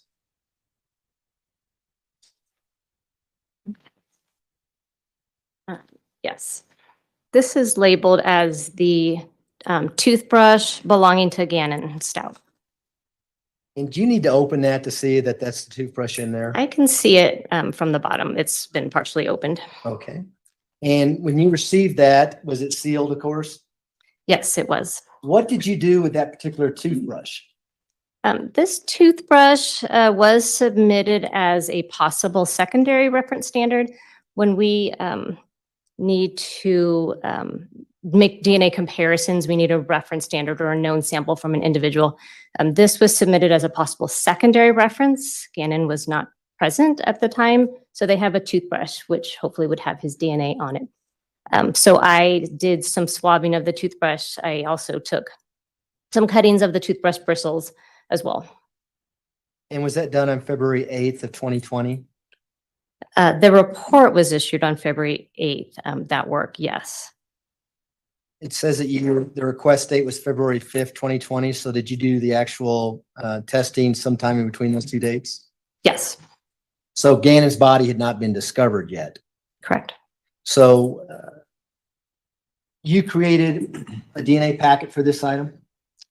Not just for this item, but yes, this would be one of the items, those little cuttings of the toothbrush bristles and the swabs, those would go into test tubes and be included in the DNA packet with other samples that I collected. Now, earlier you testified that you're also a forensic DNA analyst. Is there a reason why you didn't do DNA on this particular item versus creating a packet and sending it on? Yeah, at this point in time, I was not a qualified DNA analyst at the lab here in Colorado Springs. So my only role was to do serology examinations. So now you can do both, right? I'm to a certain point in my DNA analysis training that I am qualified to up to a certain step, but there's always more training to be done. Did this item and other items go on to Donna Minogue for further DNA testing? Yes. And I don't know if we want to just stick that back in the box, just that so it doesn't get cluttered up there. Or that works too. Okay. The next item in there is People's Exhibit 184. You could pull that out and tell us what that is. Yes, DNA standards for Gannon's biological father. And do you need to open that to see what's in there? It's partially open. There's, I can take a look at this. Okay, there's just some swabs that are in here. Are those buccal swabs from Mr. Eugene Stauch, also Al Stauch? Yes, buccal swabs are swabs that are taken from the inside of the cheeks and the gum area, and those are taken as a reference standard or a known DNA standard that will be later on used for comparison purposes. I guess while we're doing that, let's pull out 185 as well. What is People's Exhibit 185? DNA standards for Gannon's biological mother, Landon. Okay.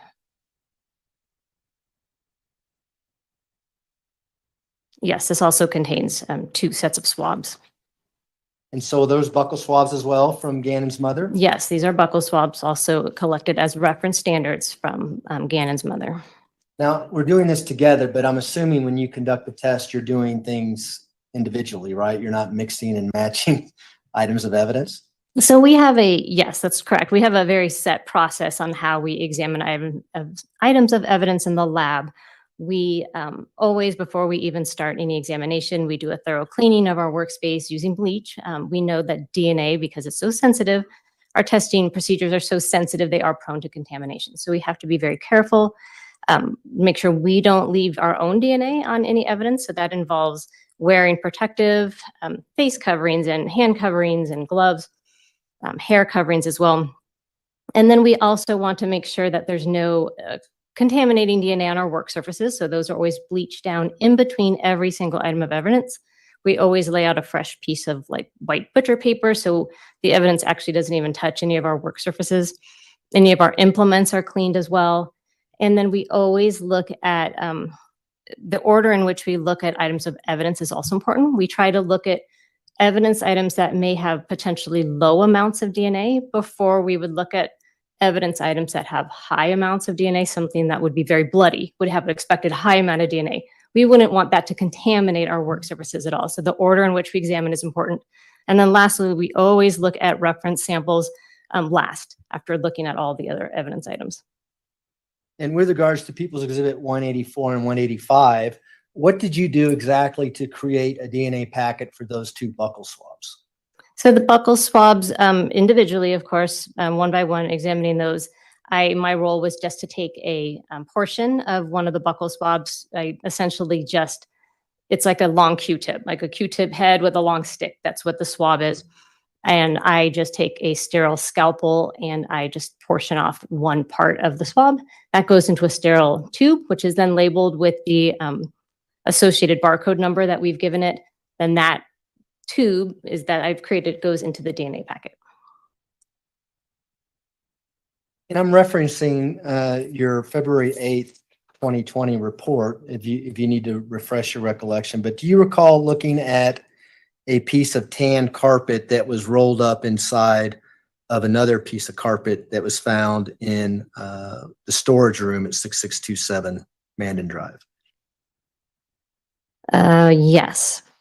And what were you looking at in regards to that carpet? So I was looking for the possible presence of blood.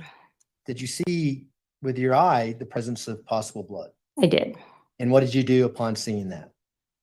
So once I visually see staining that looks like it may be blood, I then do the chemical color presumptive test, which was positive for the presence of blood on the carpet. And then I do, actually on the back of that rolled up piece of carpet, I then swabbed a portion of that potential blood staining so that portion of that swab can go in the test tube and then into the DNA packet for further analysis. And do you have People's Exhibit 386 there next in the list? Yes. What is People's Exhibit 386? Let's see. This is 3 sets of possible blood swabs. And what are those blood swabs from? Does it indicate on the envelope? It does, yes. These were identified using placards A, B, and C, collected from the stairs and the floor of the garage. And so, what are these? Are these Q-tips, or am I being too general here? It's very much like a Q-tip. Their swabs come in sterile packaging.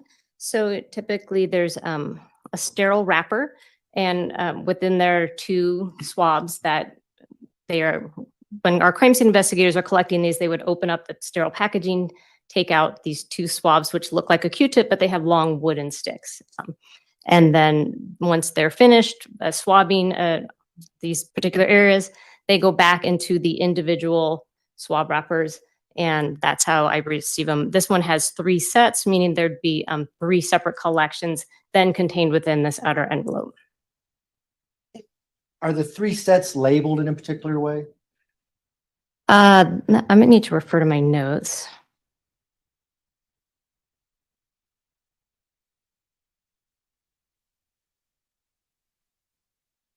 Now, page 2 of 4 of your Thank report.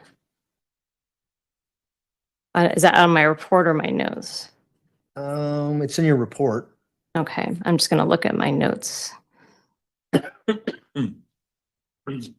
Okay, let's see.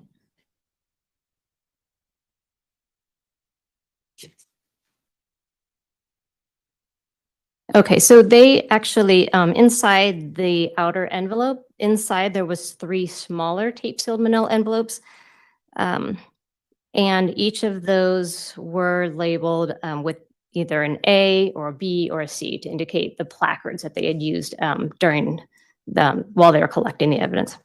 And does it say where these placards were located within the residence? Let's see. Was it in the garage? Yeah, so the outermost barcode label, which they put on here, says from the stairs and the floor of the garage. So with regards to these placards, if the jury wanted to, they can look at photographs and go to the garage and look for placards A, B, and C, and that would reference the swabs that we're talking about? Yes, correct. So what did you find with regards to placards A, B, and C, or at least the swabs from those areas in the garage? So each of those swabs did show kind of a reddish discoloration, each set, A, B, and C. And I did my chemical presumptive testing for each set of placards A, B, C, and all were presumptive positive for blood. And did those get forwarded on for DNA analysis? Yes, portions of those swabs were then cut and placed into test tubes, forwarded for DNA analysis. Okay. I believe the next one, the Honor, if I may have permission to look for the exhibit. Might have to narrow it down a little bit more than that. That's okay. Well, People's 451 is what I'm looking for. Okay.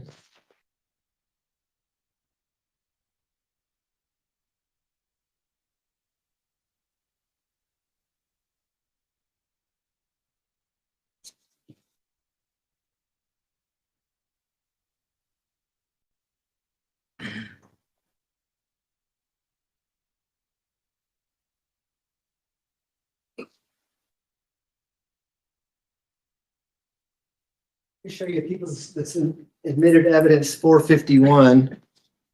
You recognize this item? I do. Okay. Do you need to look at that further?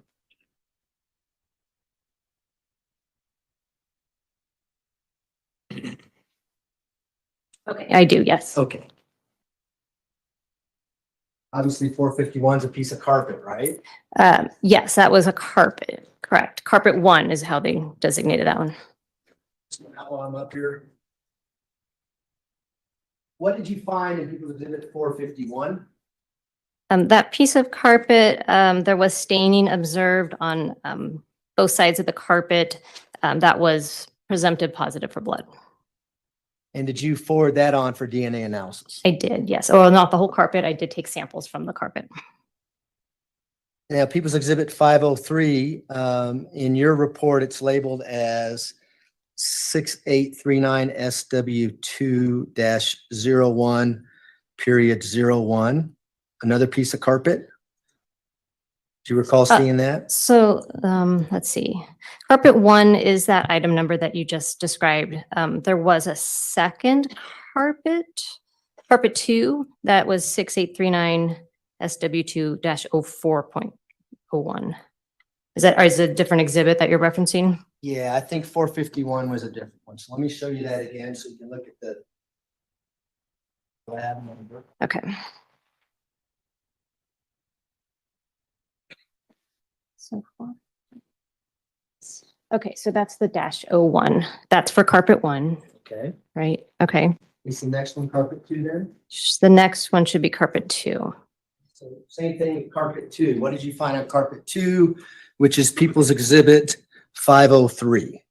Yes, carpet 2 also had visible staining and also reacted positive to the presumptive test for blood.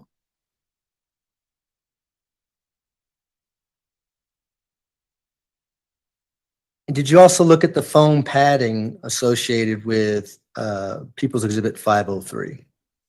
Yes, I did. And what did you find in the foam padding of people's exhibit 503? Also, foam padding had visible staining and was positive for the presumptive presence of blood. The next exhibit in the box to your right should be people's exhibit 512. Can you pull that out? Yes. What do you see in people's exhibit 512? This one is labeled as the electrical outlet cover with possible blood. And it says collected from southeast corner of southeast room, child room of basement. And what did you find after, did you conduct a presumptive test for blood on that item? I did. I noted some visible staining on the electric outlet cover. I did the presumptive test for blood, which was positive. And did you perform a DNA kit for that item? Well, I did do some swabbing of the stained area that could then go on for DNA analysis, yes. And so do you do that, for instance, if it's a physical piece of item that may have blood on it, would you actually swab the blood versus a CSI at the scene swabbing like the garage floor that we already talked about? Yeah, typically when we train CSIs or law enforcement officers, we always suggest that if they can collect the item and bring it into the lab so the serologist can examine it, that's the best practice. If it's an item that is just not movable, such as a garage floor or is just too unwieldy to collect, then they do some sampling as well. But we always prefer on anything that can be packaged and brought into the lab, we always would prefer to examine it ourselves and do all of the documentation and collection in the lab. Is the swabbing the same process though? Same, keep referring to it as a Q-tip. Is there something else I should refer it to? Yeah, swab or Q-tip. It's the same. We always have these, so we use the sterile package swabs that we open up, and then I label the swab wrapper as to what I'm going to be, what the barcode number is associated with it, and I swab it, I let it dry. Once it's dry, I can then take a portion of the swab, put it into a sterile test tube for DNA analysis. We can put that back, and then the next item should be People's Exhibit 516. That? Yes. And what is People's Exhibit 516?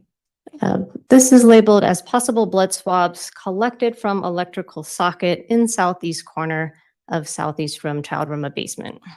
And do you know if that socket is related to People's Exhibit 512, the item we just looked at? Yes, I believe that they did actually, I'm not sure who actually collected the swab, but that it was swabbed prior to being collected and submitted to the lab. And what did you do with that particular exhibit? This particular exhibit, I just noted some coloration on the swab, and then let's see, tested it with the presumptive test for blood, which was positive. I then took a portion of the swab, cut portion of the swab, put it into the test tube for DNA analysis. The next time I want to talk to you about is in your report. It's People's Exhibit 504, but in your report you label as carpet 2. Does that refresh your recollection a little bit about the 3 different carpets you looked at? Okay, yes. So there was a carpet 1, there was a carpet 2, and then there was an unlabeled carpet rug. So, right. Okay, right. Yes. So what did you find with regards to People's Exhibit 504, what you have labeled as carpet 2 in your report? Again, visible staining was present on the carpet. The chemical presumptive test for blood was positive. And did you forward that on for DNA analysis? Yes, samples were taken on carpet 2 from the back side of the carpet. Swabs were taken, cuttings were taken, and even some of the stained fibers were taken, all to be forwarded for DNA analysis. Did you do the same for the padding that was related to carpet 2, People's Exhibit 504? Same process, did a visual exam, noted staining, which was presumptive positive for blood, and again, took a small cutting of the stained area that could be forwarded for DNA analysis. And with regards to carpet 1 and carpet 2, do you know where this carpet came from with regards to 6627 Mandan Drive? They were labeled as coming from the southeast room, also known as the child's room in the basement. That been Gannon's room, or did you know? That's my understanding, that they were from Gannon's room. Was it your understanding that there was a large area of blood in the corner of his room underneath his bed? Yes. I now want to turn to your February 28th, 2020 report. And I believe the next item in the box will be People's Exhibit 371. Is that right? That's 378. Do you see 371 up there? Oh, I apologize. 371 is defendant's buccal swabs. Do you recall getting defendant's buccal swabs? Let's see. Were they part of a kit? No, they're currently admitted into evidence, but they're in a freezer somewhere. So I did actually get buccal swabs. They were part of an evidence collection kit taken from Letecia Stauch, which had fingernail scrapings and a buccal swab. So I did portion out some of the buccal swab from Letecia Stauch for DNA analysis. Okay, and that went on to Donna Minogue's analysis? Correct, yes. All right. So now let's go to the shoes that you have there. People's Exhibit 378. Are those the shoes you looked at? Yes, they are. Is that People's Exhibit 378? Correct, yes. Now, earlier you testified about swabbing for DNA for the presence of things that are other than blood. Did you do that with this particular item? Yes, I did. Again, we call that trace DNA swabbing. It's in areas that we don't see staining, but we may be interested in any, say, skin cells that may be left by, in these cases, shoes, maybe someone who wore the shoes. We could potentially still get DNA from swabbing, in this case, the inside soles of the shoes. And so can you demonstrate, I know the shoes are in plastic, but can you kind of demonstrate for the jury where you swab these particular shoes in the hopes of finding DNA for the owner of those shoes? Sure. So for the owner, I would expect that their DNA would be on the inside soles. So I actually, for each shoe individually, these are separate swabbings. I took the swabs together and I swabbed the insole, like reaching into the shoe, and then also the back heel area. And that was done separately for the right and left shoes. And did that get forwarded on for DNA analysis? Yes, it did. Did you also swab any potential blood on the outside of those shoes? Yes. On the right shoe, I did swab. It did react. The right shoe did react to the chemical presumptive test for blood on the outsole. So on the bottom of the shoe. So I actually just swabbed the entire outsole, including all of the recessed areas of the shoe as well. Now, when you got these shoes, were you able to visibly see blood on them or what appeared to be blood? So I did note that they had kind of an orangish, reddish coloration. I didn't, sometimes things can look like blood and they don't react, and other times, the blood potentially can take different colorations.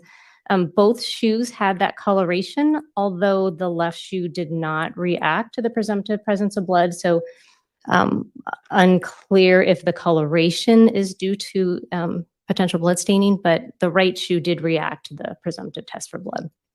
And what happens to blood if you put shoes in a washing machine and run the wash? So what happens to blood? So blood obviously is going to, for the most part, be washed off, but within blood, there are cells. And cells can sometimes survive washing. We do know through actual studies that have been published that some DNA can survive washing. Of course, some would be lost to the wash process, but depending on various factors such as what type of substrate or surface the DNA was deposited on, what type of wash cycle, what type of detergents, or even if bleaches were used, those are all going to impact whether or not we would get recoverable amounts of DNA from something that has gone through the wash. When you received these shoes, did you notice anything that was consistent with them being run through a washing machine? I actually did note for these shoes that they had a strong, what I called clean odor. And yet you still saw some discoloration that appeared to be blood to you on these shoes? I did note discoloration on the soles of the shoe, the outsoles, and that's where I focused my attention as far as presumptive testing for blood, and was able to find positive results on the outsole of the right shoe. Did you also receive a swab with regards to this case, which is People's Exhibit 246? Should be in that box there.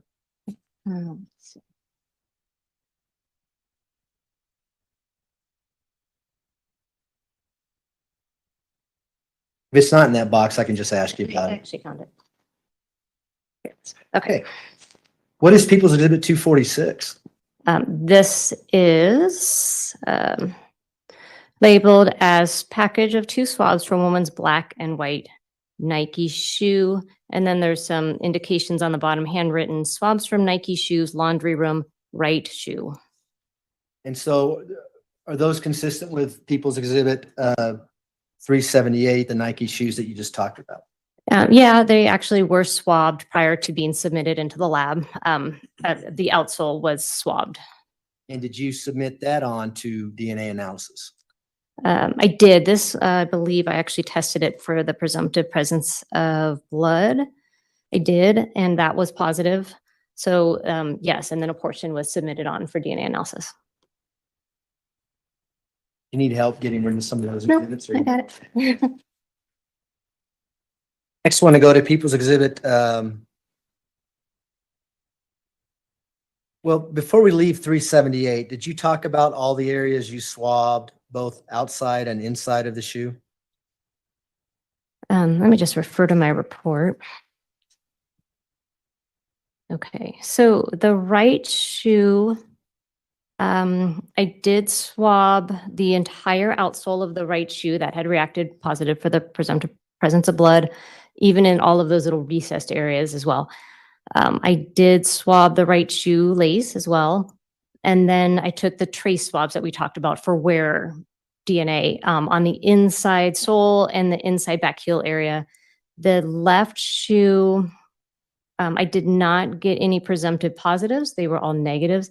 So I only did those trace swabs on the insole of the left shoe.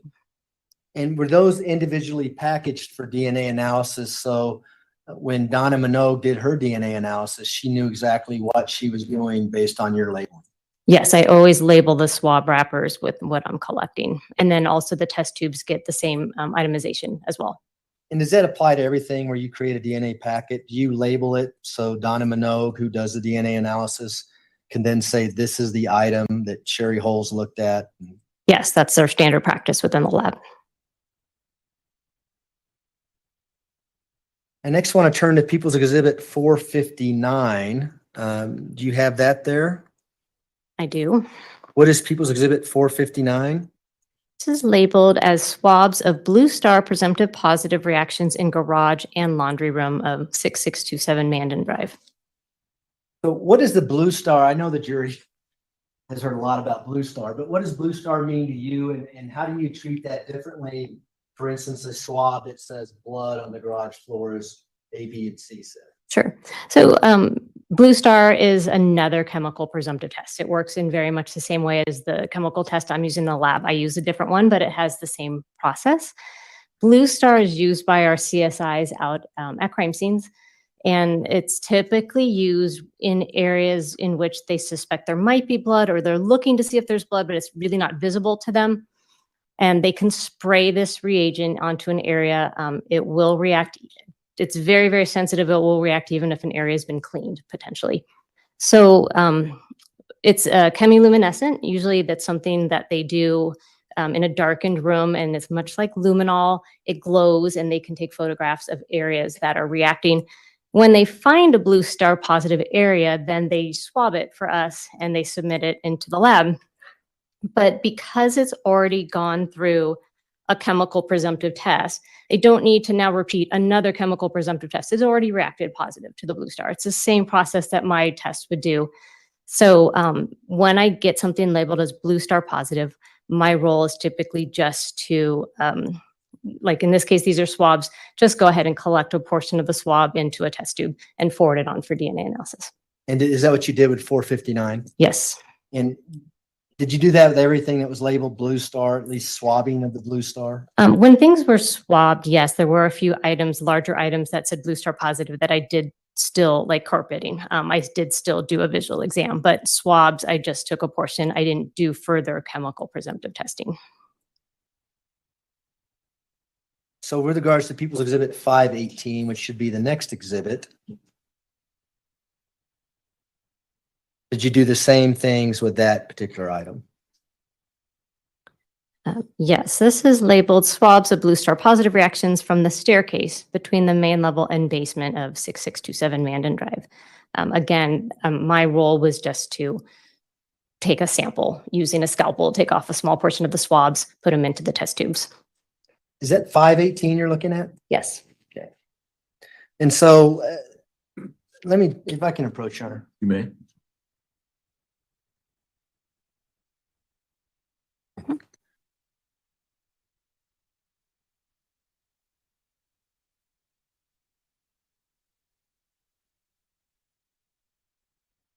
Sure.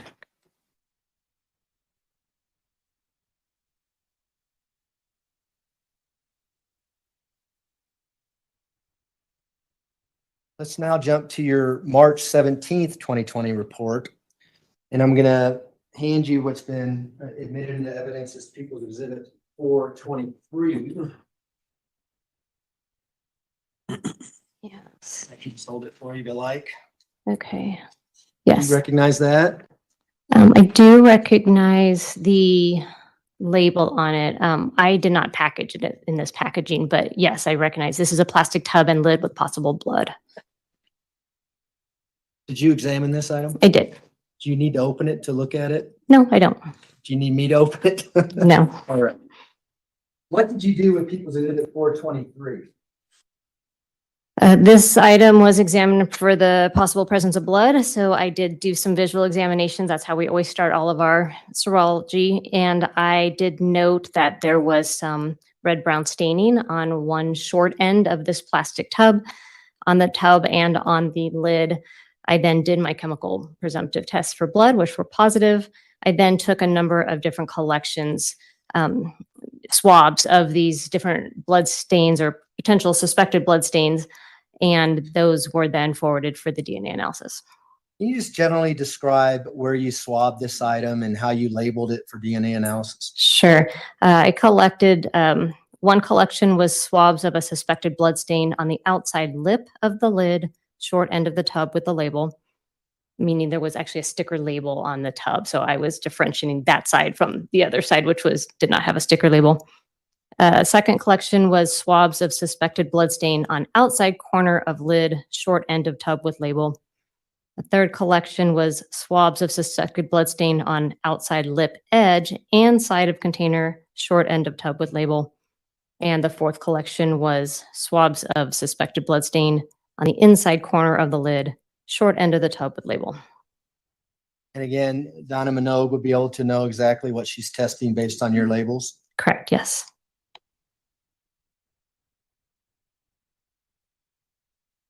We can go to your May 27th, 2020 report now. And I'll have you look at People's Exhibit 278, which should be in that box next to you there. Do you have that? I do. What is People's Exhibit 278? This is labeled as one package of 2 swabs from the bed located on east wall of Gannon's room. Did you test that item for blood? I did, yes. And what was your results? Presumptive positive for blood. And did you forward that on to DNA for DNA analysis? Yes, I did. Did you also conduct analysis on other swabs within that People's Exhibit 278? This is one package of swabs. There was a separate item submitted called additional package of swabs from bed. I don't believe it's contained within this exhibit, but there was a separate item, which we have a separate barcode for, also from the bed, also positive for blood, or presumptive positive for blood. And did that also go on to DNA analysis? Yes, it did. How about People's Exhibit 191?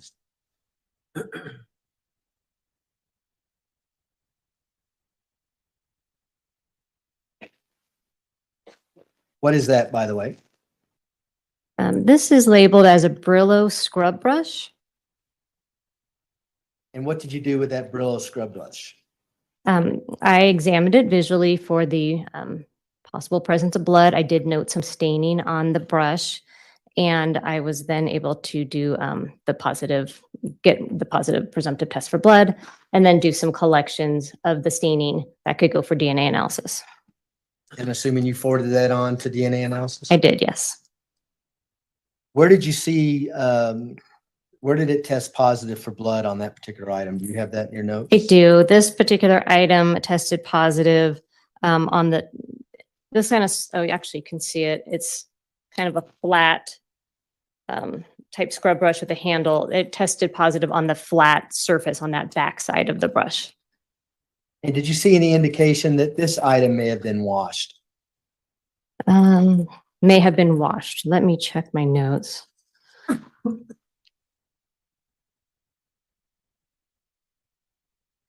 You can actually look at the exhibit. Can you see where that exhibit was recovered from? It actually does not note. Let me see the notes on this one actually is just called Brillo scrub brush. That's all that it's denoted. That's fine. How about People's Exhibit 192? Do you have that?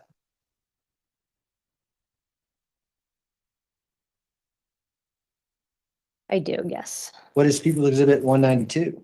This one is called a blue and white scrub brush. Okay.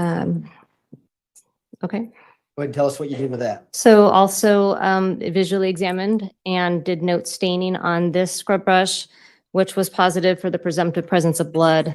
I then was able to collect stains from 3 separate collections. I collected from the base of the scrub brush head, between and on the bristles. Suspected blood stains were also collected from the back of the scrub brush head, and suspected blood stain was collected on the actual scrub brush bristles themselves. And did that get forwarded on to DNA for DNA analysis? It did, yes. How about People's Exhibit 193?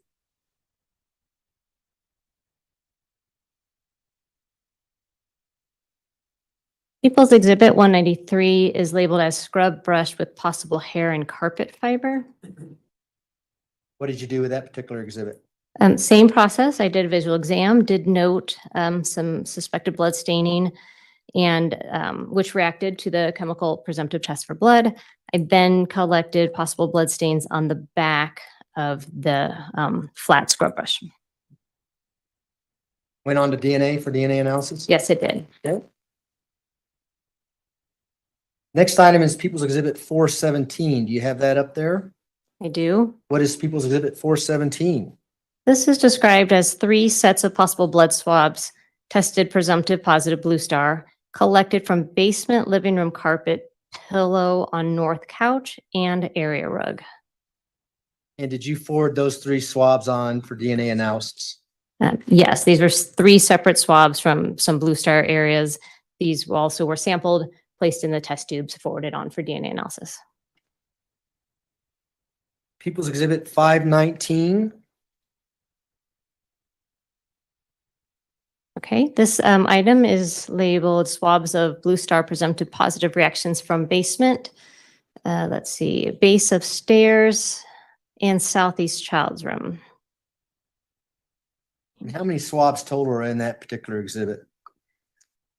Let's see.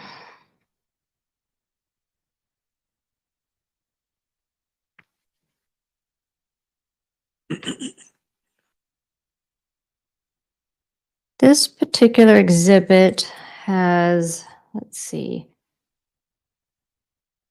6 different collections in it. And I'm assuming those are packaged in 6 different tubes?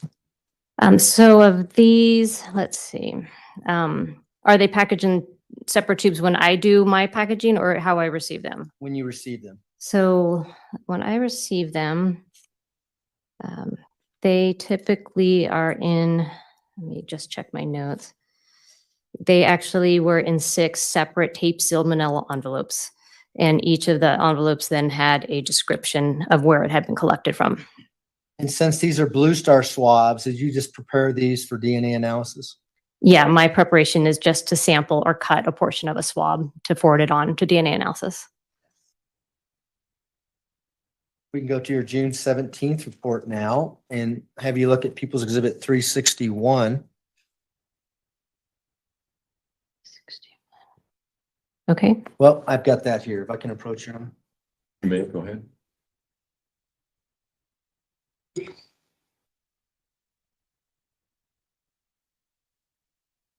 I'm going to pull out Suitcase that's been entered in evidence and speaking with it.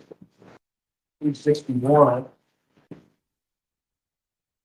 You recognize this item? I do. You need to put some gloves on, which I Oh, probably should put some. I have on. gloves. Yeah.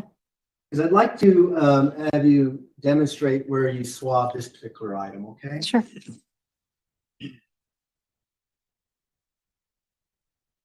Eric, can the witness come out here and I'll hold this That's fine. while she does that?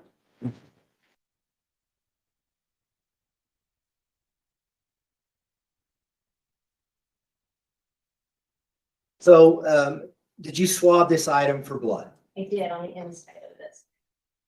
Open this suitcase and show the jury where you swabbed it?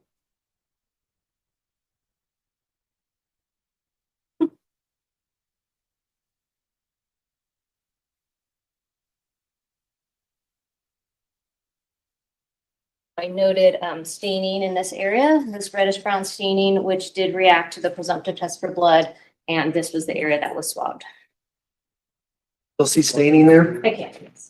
Is that your circle that's on this suitcase? Yeah, I circled the stain area. That's just for when I take photographs. I've also noted LMG positive.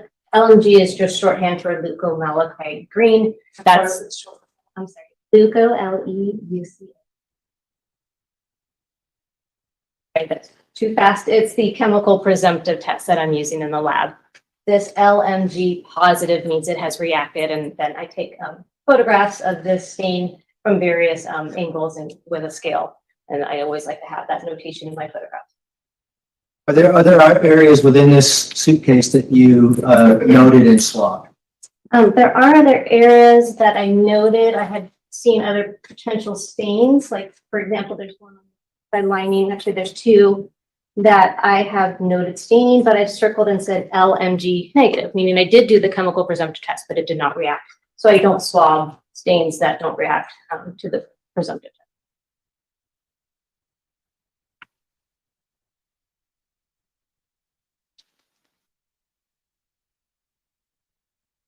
I'll be back just afterwards. That's fine. Did you forward these swabs from the suitcase on for DNA analysis? Yes, I did. Did you also look at a blanket, People's Exhibit 365?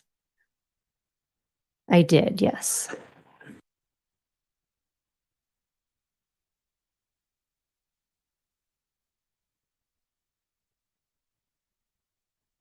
Let me show you People's Exhibit 365.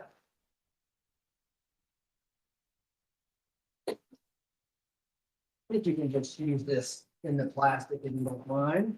Yeah, press. Okay. I'm going to hold it if you wouldn't mind coming. Sure.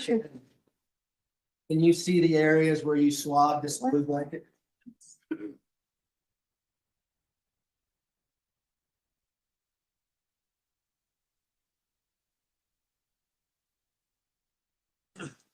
On the other side?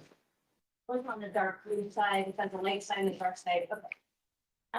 Yes. So right here. Yeah, that I can see it on this. All right, I'll hold it while you point things out for the jury.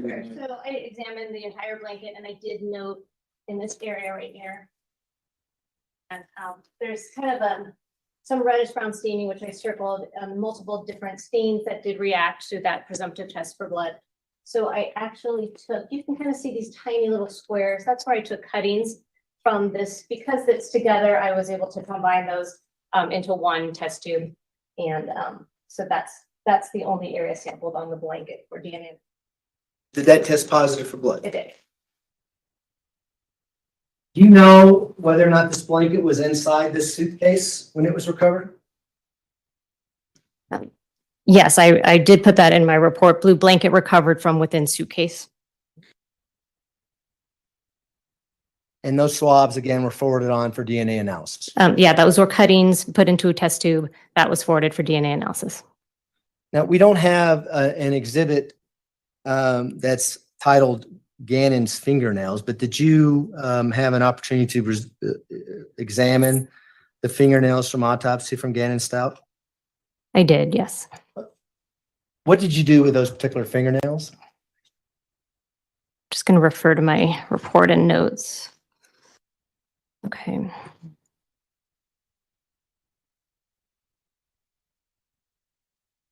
So of the right hand, I received 2 entire fingernails. From the left hand, I also received 2 entire fingernails.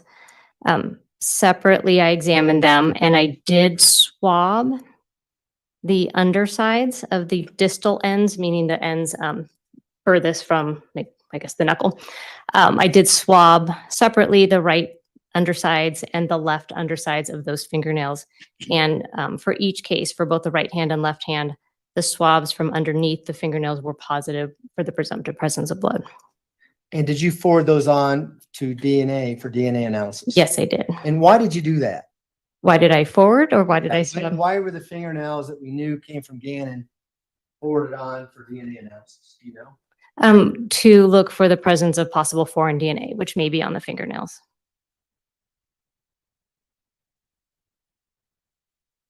I want to jump to your report dated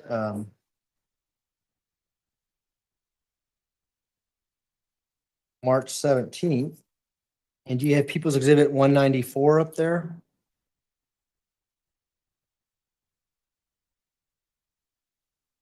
Yes. What is People's Exhibit 194? This is an empty plastic Heinz vinegar bottle.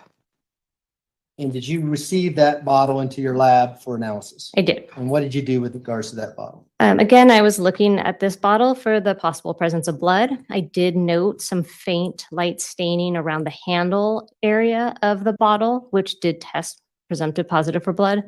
And that area was swabbed and then forwarded for DNA analysis.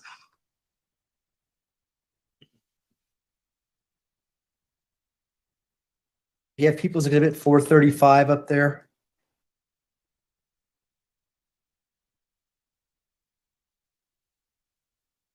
What is People's Exhibit 435? This is People's Exhibit 679. Okay, that's the next one. I don't have any more exhibits in here. Well, let me just do it this way. Do you recall examining an Amazon box that had potential blood on it? I do. And was this Amazon box recovered from the storage room at 6627 Mandan Drive? Yes. What did you see when you got the box in your lab? On one side of the box, there was some potential blood staining that visually looked like it could be blood. And I did do the chemical presumptive tests, which were positive for those stains on one side of the box, on the exterior side. And did you forward those swabbings of those stains onto DNA for DNA analysis? Yes, I did swab the stains and those did go on for DNA analysis. And are they labeled in such a way that Donna Minogue would know where they came from once she got them? Yes. Okay. With regards to People's Exhibit 679, which I think you said you had up there. Okay. What is that and what did you do with it? This is labeled as white bed sheet with blue shark print and hair and fabric received from laundry basket in closet of southeast basement bedroom. This particular sheet, I did look, do my visual exam. I did note one stain that did react to the presumptive test for blood. And I took a cutting of that suspected blood stain on the bed sheet.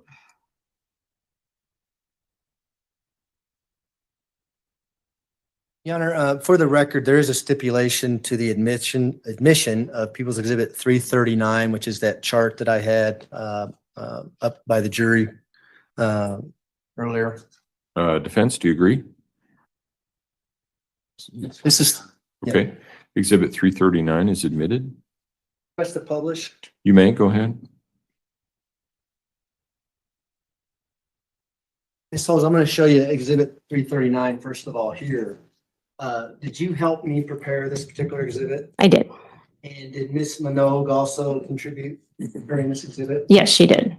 Could you just let the jury know what this exhibit is? Yes, this is just a summary table of the different people's exhibit numbers with a description of the item, and we've gone through all of those today. And then for my purposes, it does have a column that lists what the serology results were as far as whether it was presumptive positive. So for instance, where it says blue star in your column, would that be something you didn't test for blood because the blue star already illuminated there? Correct. And so did you contribute to the item and the serology aspect of this particular exhibit?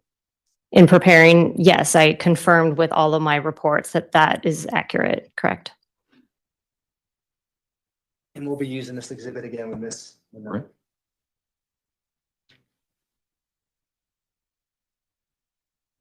I don't have any further questions, Your Honor. Thanks. Cross-examination, Mr. Cook. I don't have anything. Thank you. Do any of the jurors have any questions for Ms. Holes? All right, thank you, ma'am. You may step down. Thank you. Prosecution, call your next witness, please. We'd call Donna Minogue. Okay. Can I just clean up the area up here a little bit? Yeah, I didn't know how much of that you were still gonna use here or. Did you want help? No, no. Okay, thank you. Thanks.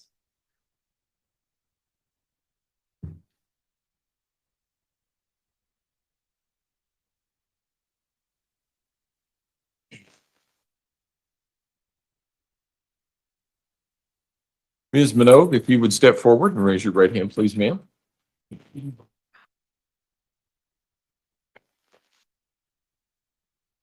Do you swear or affirm the testimony about to give in this matter will be the truth, the whole truth, and nothing but the truth? Yes, I do. Go ahead and have a seat in the witness stand. Please watch your step as you step into the stand.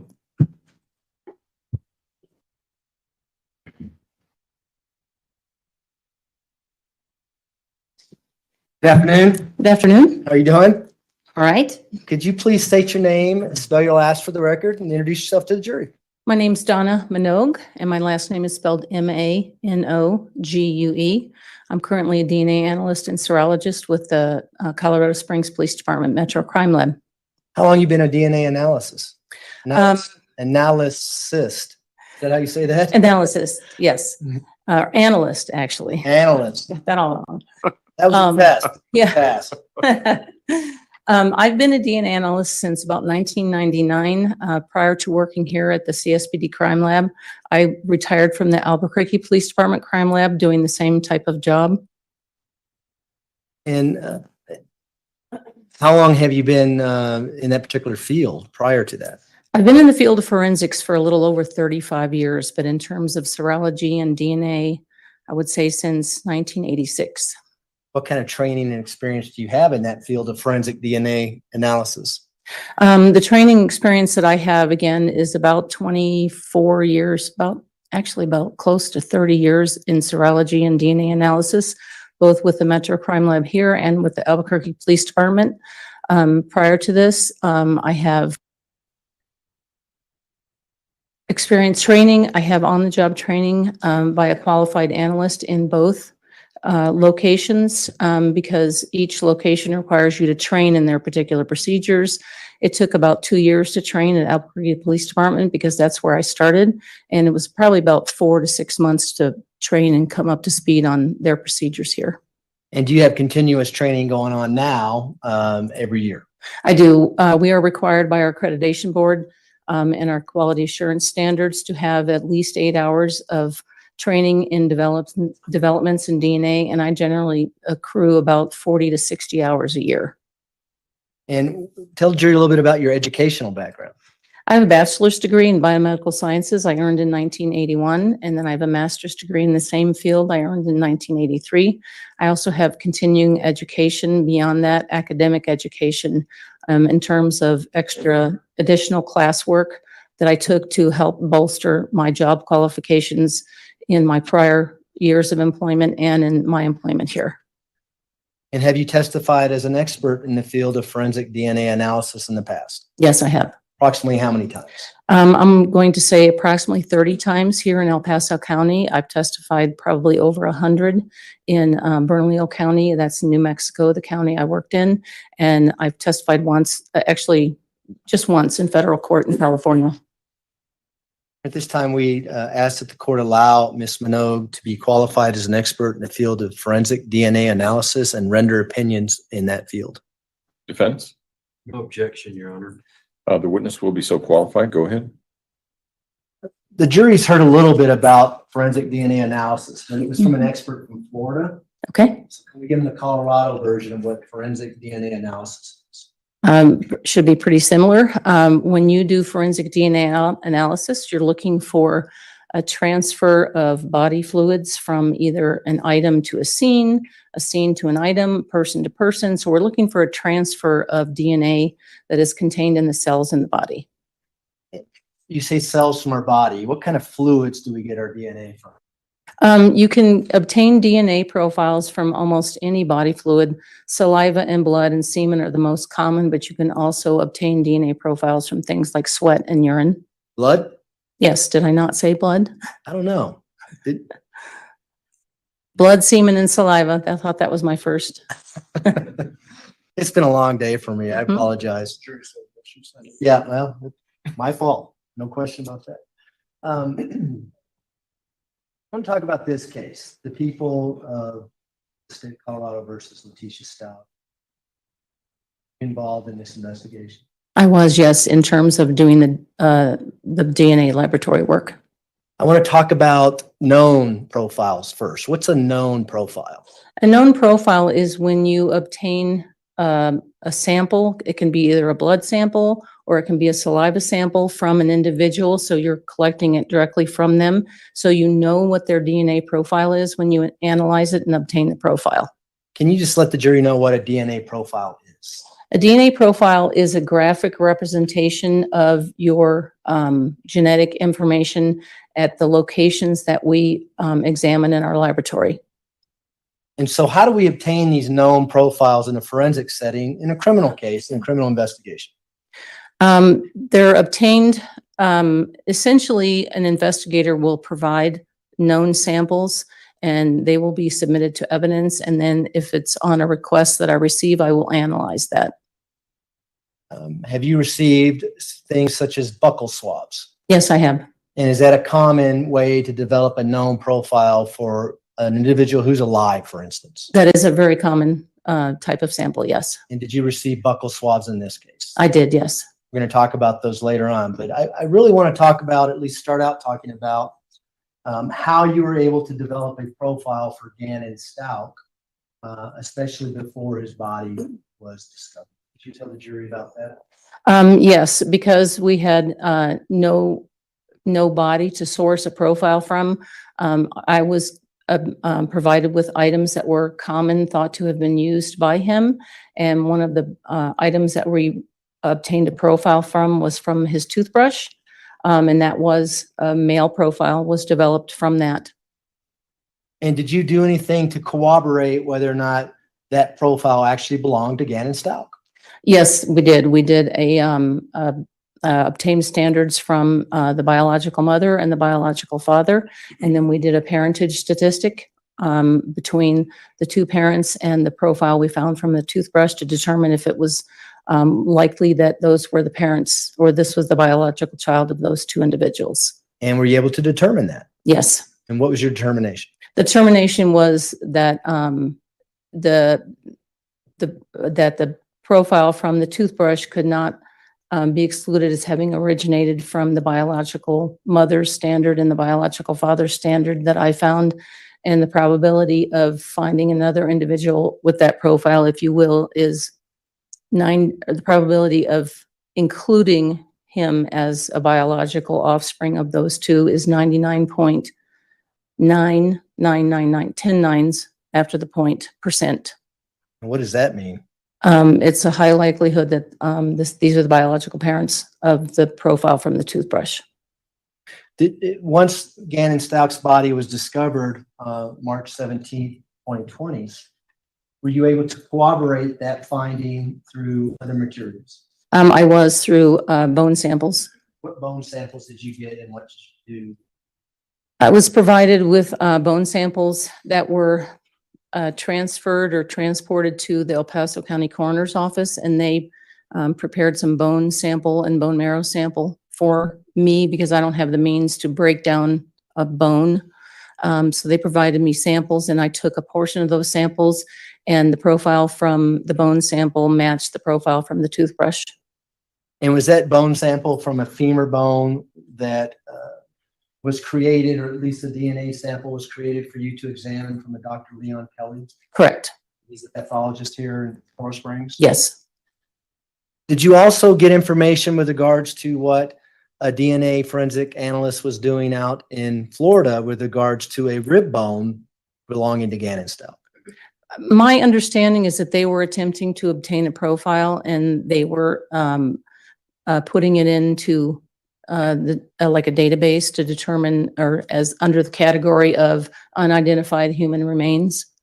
I don't know what the outcome of that entire thing was. Did they reach out to you to confirm whether or not they had a match with regards to this rib bone that they did DNA analysis on in Florida? We did, yes. And was there a match with regards to what profile they obtained in Florida?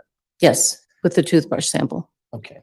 And so the last item I want to talk to you about was Gannon Stauch's fingernails. Were you able to do DNA analysis on his fingernails as well? I did perform DNA on the fingernails in an attempt to get a DNA type that would verify that a known DNA sample from him. I was not able to obtain full profiles on those samples. Were you able to obtain enough to know whether or not there was a connection between his fingernails and the toothbrush, for instance? Yes, I was. And tell the jury about that. What did you find?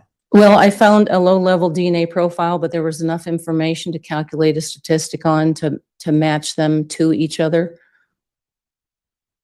Based on everything you just talked about, is the profile that you obtained from the toothbrush in the beginning the DNA profile for Gannon Stauch?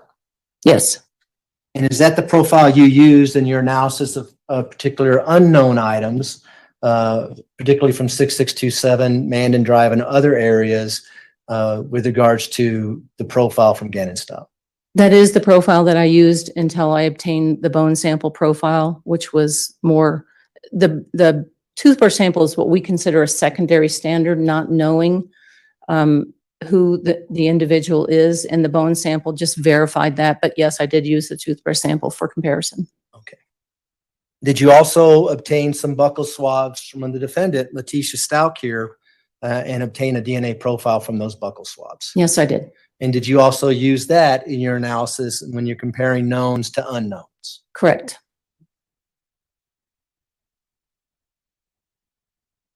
At this time, I'd like to publish Exhibit 339 on the TV screen, just so everyone can see it as we're talking. From prosecution over here. We're going to put People's Exhibit 339 up, which is a chart that's already in evidence. You may recognize it from the TV screen. Did you help contribute to making this chart? Yes, I did. And is this a good summary of the items that you tested and the results that you have on those particular items? It is, yes. I know we're giving away the answer early on this exhibit, but I think it's helpful for the jury to kind of follow us as we talk about particular things. The first item up there is Exhibit 386, which are swabs from the garage, placards A, B, and C. Do you recall that? Yes. When you get those items, what did you do and how did you do your DNA analysis on those particular items? Well, the swabs were already prepared for me during the serology examination. So what I end up with for the DNA examination is essentially an envelope of tubes with a corresponding number to them, and then I match them back up when I write the report. So I just simply did DNA analysis on these swabs. What did you find with regards to the swab from placard A? The swab from placard A, the major profile matched Gannon Stauch with an estimated frequency of 1 in 3.4 octillion. And when you say major profile, why do you describe it as a major profile? Because in that particular sample, I had a mixture of more than one individual, and I was able to parse out a major contributor to that according to our standardized operating procedures. I was able to pull out a major profile, and that major profile matched Gannon Stauch. And do you have any standards on how you determine whether or not a mixture can determine a major profile? How many contributors need to be in there for you to do that analysis? In order to pull out a major profile, I have to follow our standard operating procedure, which is written up. It's called a mixture interpretation policy.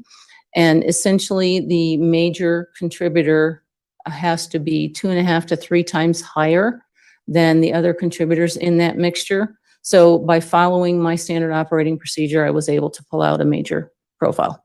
How many contributors were in this mixture with regards to placards? I would have to check my report for that. Sure, that would refresh your recollection. Yes.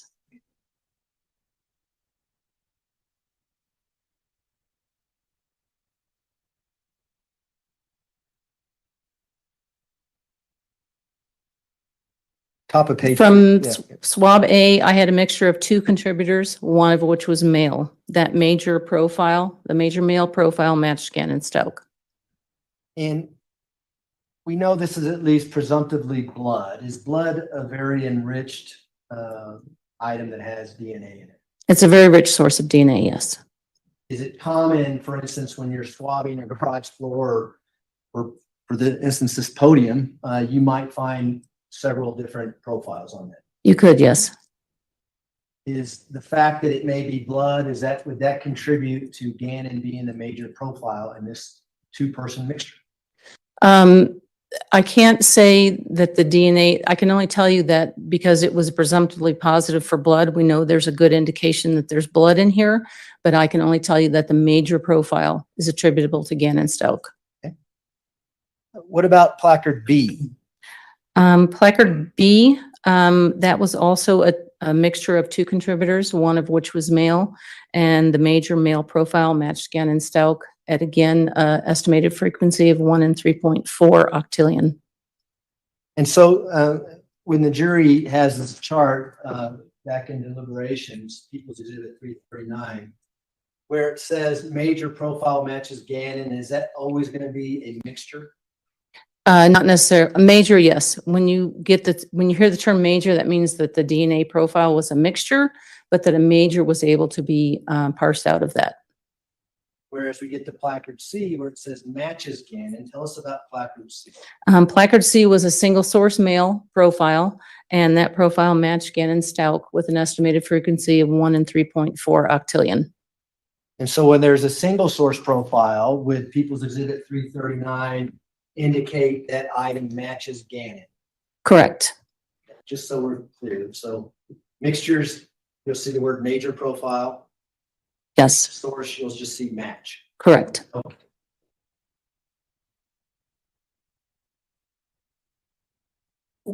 You've thrown out the probability. You said 1 in 3.4 octillion. Is that what you said? Correct.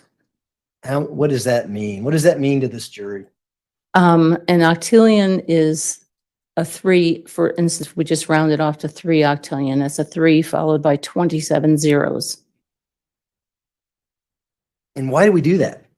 It's to give you an indication of the uniqueness of the profile, how often each of the alleles occur in the general population.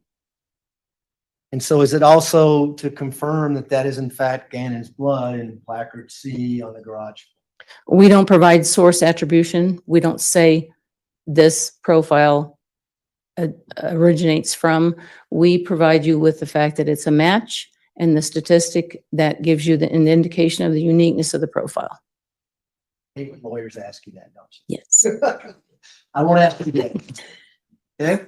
Let's go to People's Exhibit 503, which is labeled Carpet 1 from Gannon's room. What did you do with that and what did you find? Again, this was in a tube already prepared for me, and it was extracted or examined. It was analyzed for the DNA profile. And that's 506, you said, or 503? It's People's Exhibit 503. So it would be in your report. Cutting from the top of the carpet? Yep, right. Yes, that cutting from the top of the carpet was a single source male profile that matched Gannon Stauch with an estimated frequency of 1 in 3.4 octillion. And did you also do a DNA analysis on the padding, or at least a cutting from the padding with regards to that same carpet? The cutting from the padding was the same result, a single source male profile that matched Gannon Stauch with an estimated frequency of 1 in 3.4 octillion.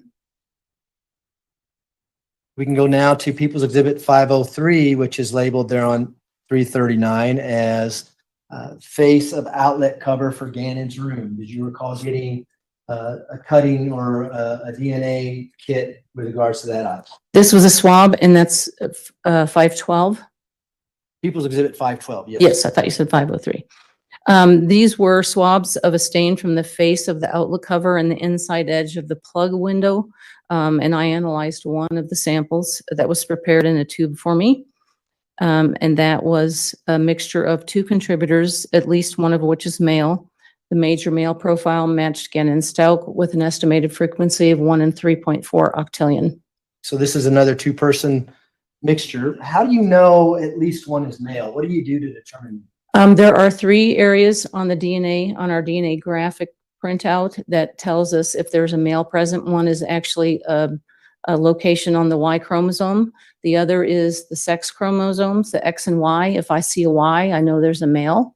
And there's also another area on the Y chromosome that's present if a male is present. And the next item on 339 is People's Exhibit 516, which is a swab of the electrical socket in Gannon's room. What did you find with regards to that? That was a single source male profile that matched Gannon Stauch with an estimated frequency of 1 in 3.4 octillion. And then People's Exhibit 504 is carpet 2 from Gannon's room. What did you find with regards to that? That was a single source male profile that matched Gannon Stauch with an estimated frequency of 1 in 3.4 octillion. Is that as high as you can go as far as the frequency? No. You can go higher than that. Huh? Yes. How high can you go? It depends on what the alleles are because it's based on the frequency of occurrence of a particular allele. That makes so much sense to me. It's based on the DNA profile. If people have rare DNA profiles, because sometimes we do, like they'll have a rare reading at a location, so the frequency of occurrence of that is less, which makes the statistic higher. Okay.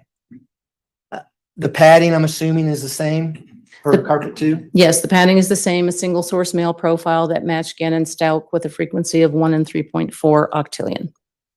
Now, the next item is People's Exhibit 332, if I may approach, Your Honor. May, go ahead. With regards to People's Exhibit 332, did you actually do the serology on this item as well? I did the serology on this, yes.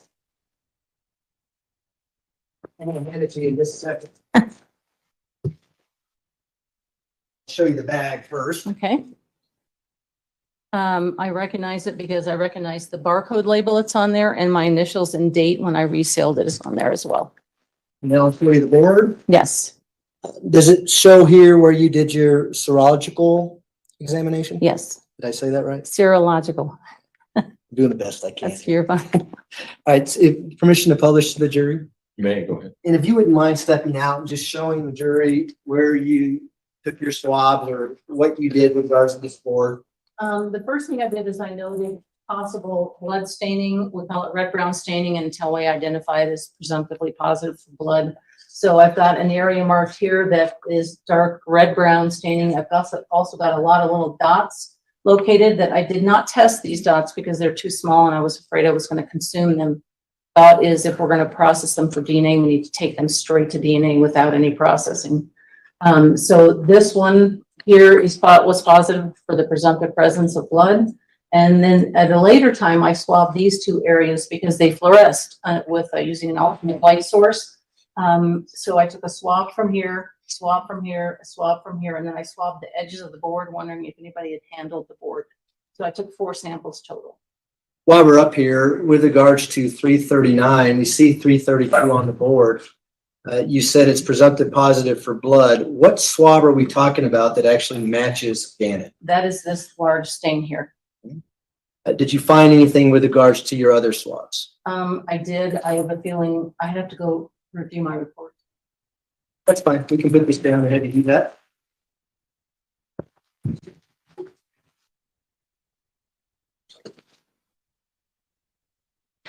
From the swabs from the edges of the board that I was looking for if somebody had handled it, it was a mixture of, it's a partial profile, which means I don't have all the information on the DNA profile. And it's a mixture of at least 2 contributors, at least one of which was male. And the profile was not suitable for comparison because it was too low level. And why is it that you did the serology on this particular board and the DNA analysis? It was the weekend and I was the only one available. Was there some urgency with this particular exhibit? Yes. Okay. And you did it quickly and to get it back to the sheriff's office? Yes. All right. The next item we see on 339 is People's Exhibit 378, Nike shoes from washer. Do you see that? Yes. Now, you didn't actually get the shoes, but did you get swabs that were related to that shoe? I did. I got swabs that Sherry Holes, the serologist, collected. She did the presumptive testing and collected, and I did the DNA analysis. Let's talk about the swabs of the outsole of the right Nike shoe. What did you find there?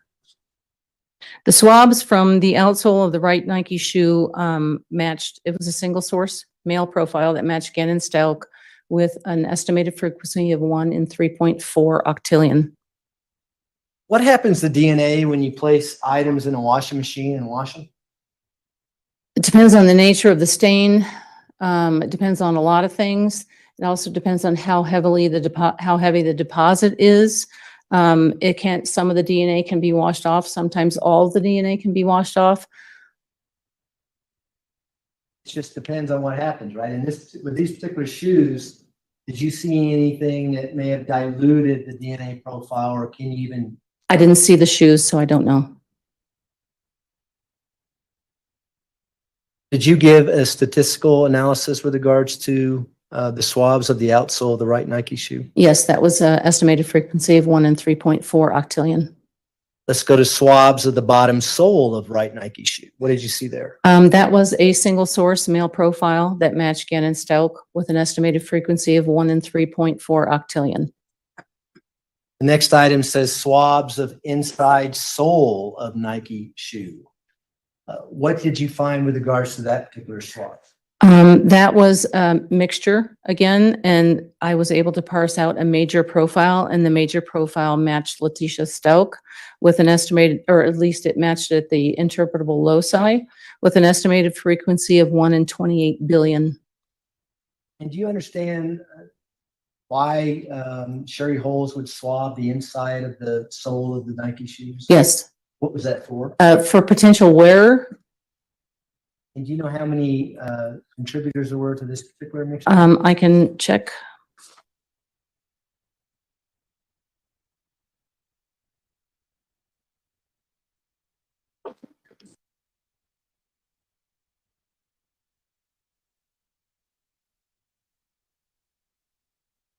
From the interior,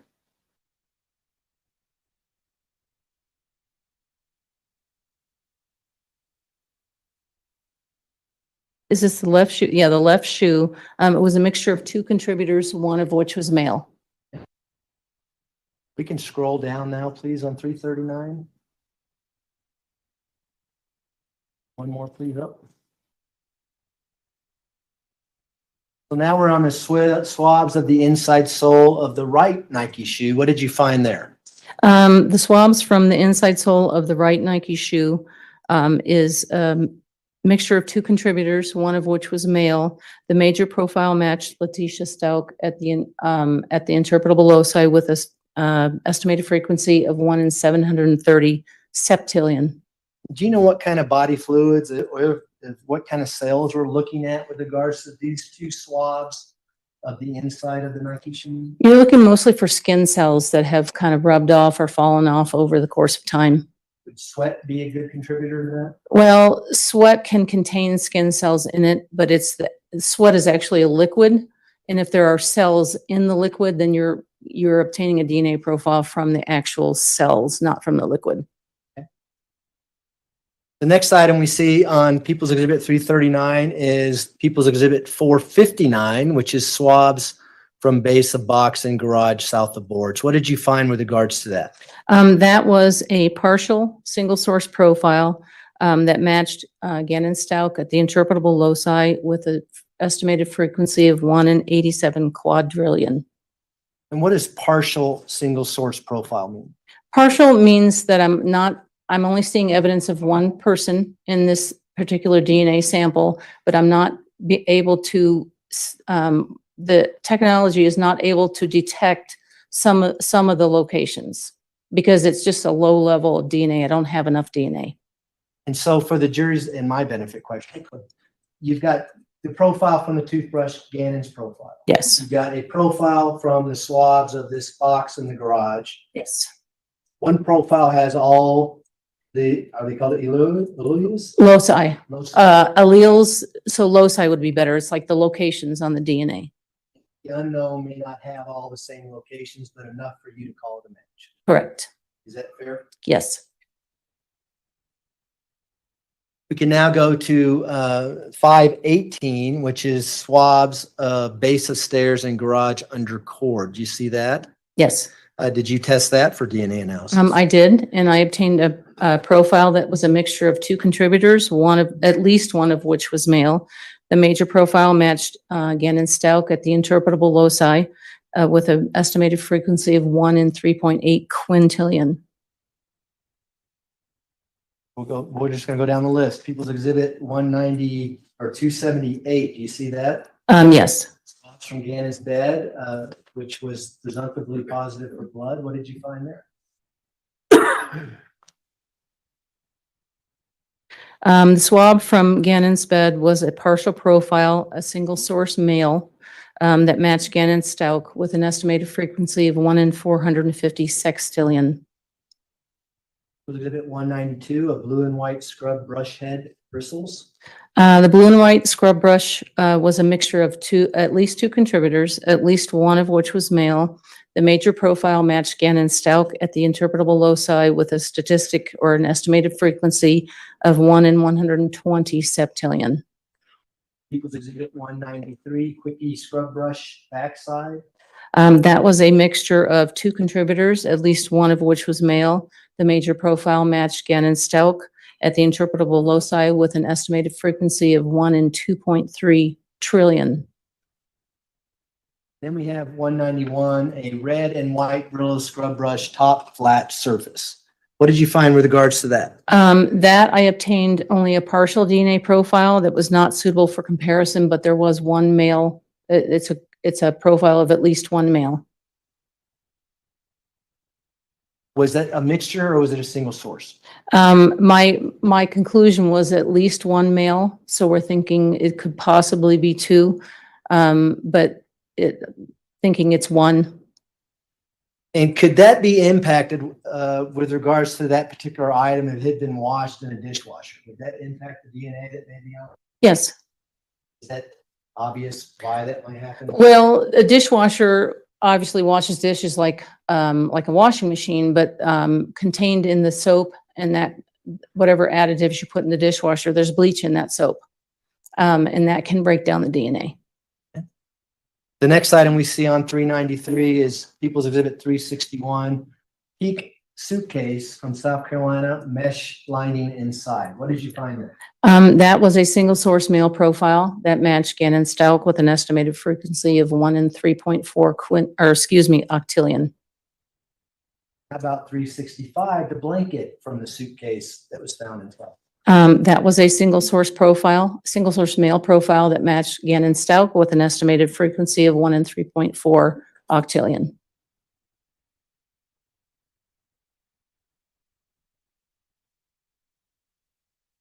The next item we have on there, it says teal couch pillow from basement. And just so we're clear, if we skip one item down where it says Blue Star swabs from pillow on north couch in basement, do you know if that's the same item? I believe it's the same item. One was collected at the scene by the crime scene investigator, and the other was collected by Sherry Holes. What did you find with regards to, let's just cover all three items, 417 at once, which are swabs from the Blue Star. What did you find with regards to those swabs? One of them was from a basement area rug, and I found a mixture of two contributors, at least one of which was male. The major male profile matched Gannon Stauch with an estimated frequency of 1 in 3.4 octillion. The minor was attributable to an unknown individual, and I gave it a number 1. Why did you give it a number 1? Because when you find an unknown profile that you don't have a standard to compare it to, you just start counting. So this was the first one. And is that common to see unknown profiles when you're talking about mixtures? Yes. If you don't have a known profile, you have nothing to compare. Yes. For instance, in this particular case, did you ever get a known profile from Letecia Stauch, the 8-year-old girl that lived there? No, I did not. Common for people who live in the house to leave their DNA series. Yes. So let's go down to the next item, which is Blue Star swabs from pillow on north couch in basement. What did you find? I believe this was one collected by the CSI because of the Blue Star identifying information. That was that DNA profile was a mixture of 3 contributors, 3 male contributors actually. The major profile matched Gannon Stauch at the interpretable loci with an estimated frequency of 1 in 100 septillion, and the minor was not suitable for comparison. And the cutout carpet with burn marks? That DNA profile was a mixture of 2 contributors, at least one of which was male. The major profile matched Gannon Stauch with an estimated frequency of 1 in 3.4 octillion. The next item we see there is People's Exhibit 423, and we have 4 items there. Plastic tub from storage room, outside lip swab. And I don't want to read them all, but what did you find with regards to this plastic tub, People's Exhibit 523, swabbing that was submitted to you for DNA? There were 4 separate swabs. First with the swabs with the stain on the outside lip of the lid, the short end of the tub with a label from the basement. That was a single source male profile that matched Gannon Stauch with an estimated frequency of 1 in 3.4 octillion. I have a second one, swabs of the stain on the outside corner of the lid from the short end of the tub with the label from the basement. That was a single source male profile that matched Gannon Stauch with an estimated frequency of 1 in 3.4 octillion. Then I have a swab of a stain on the outside lip edge and into the side of the container on the short end of the tub in the basement. That was a single source male profile that matched Gannon Stauch with an estimated frequency of 1 in 3.4 octillion. And then lastly, I have a stain on the inside corner of the lid on the short end of the tub with the label from the basement. That was a single source male profile that matched Gannon Stauch with an estimated frequency of 1 in 3.4 octillion. People's Exhibit 519 looks like it's 2 more Blue Star swabs that we see on People's Exhibit 339. Yes. One is Blue Star swabs from storage room 4. What did you find with that one? That was a DNA profile was a mixture of 2 contributors, at least one of which was male. The major male profile matched Gannon Stauch with an estimated frequency of 1 in 3.4 octillion. And now with regards to the Blue Star items that we see on 339, do you know what substance that is that you're testing for DNA? It's just an area that reacted to the Blue Star reagent that they use out on the field. The Blue Star is a presumptive test for blood. But you're just testing whatever they swab, right? Correct. You're basing the Blue Star on what they label that swab activity? Correct. It was described as Blue Star positive, so we maintain that throughout the report. The Blue Star swabs from basis stairs and basement. What did you find? That was a mixture of 2 contributors, at least one of which was male. The major male profile matches Gannon Stauch at the interpretable loci with an estimated frequency of 1 in 170 septillion. We can go ahead and scroll all the way down to the bottom. We should get the rest of them in.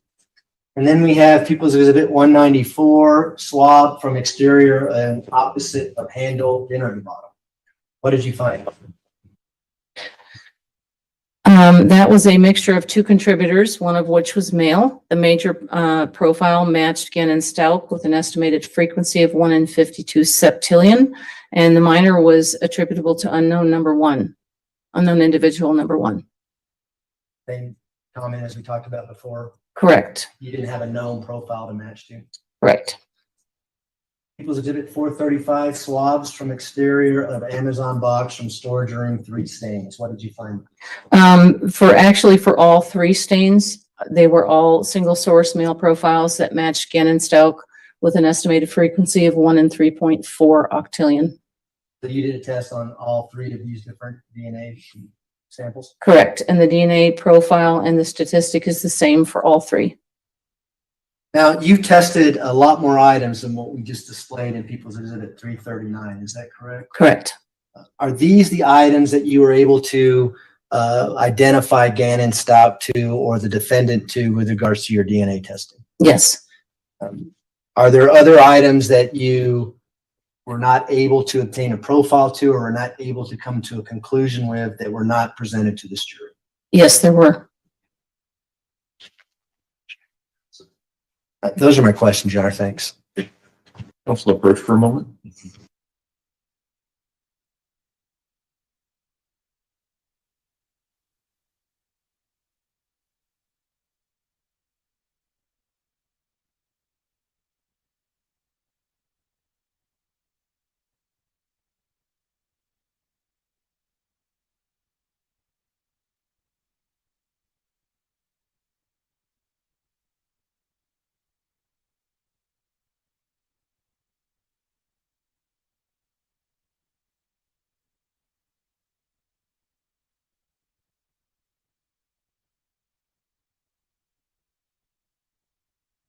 Cross-examination, Mr. Cook? Thank you.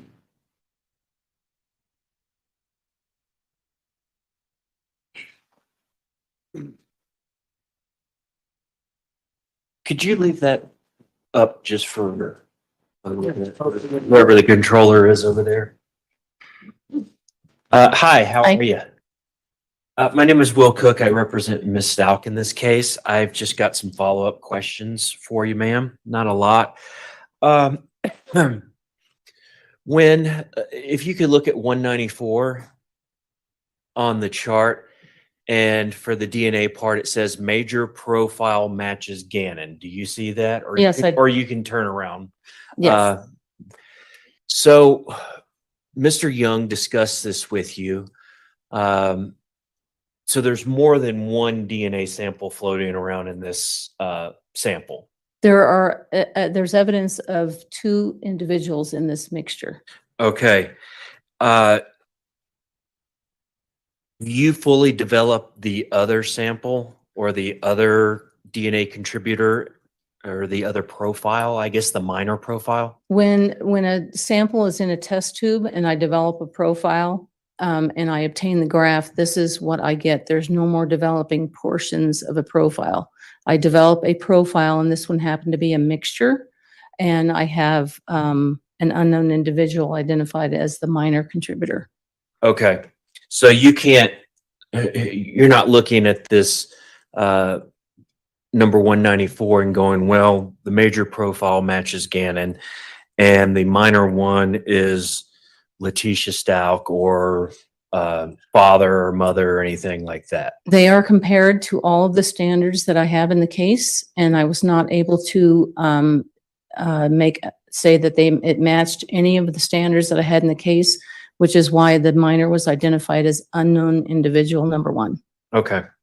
So the matches on this whole chart we just went over, the couple matches with Letecia Stauch involve the Nike running shoe. Yes. Correct? Okay. Now, some of these tests or the samples were collected very on in the investigation, the winter, spring of 2020, correct? Yes. Okay. And some of them, like the last one up here, Exhibit 435, the Amazon box, there was no request made for the DNA testing on that until maybe 2 years after this homicide, correct? I don't know when the request, I do actually have the request here. I can tell you when the request was put in on March 28th, 2022. Okay. I have a request date for January 27th, 2022, with a report date of March 17th to 22. Oh, my error. I'm sorry. Okay. You're correct. It's January 27th, 2022. I was reading the due date. Okay. So there's a 2-year difference in between the early samples that were taken to the final ones that were taken and ultimately DNA tested, correct? I don't know when the boxes were submitted originally to evidence. Okay. Or the items on this particular report. They may have been in evidence the whole time, and we were just asked to go back and examine these as well.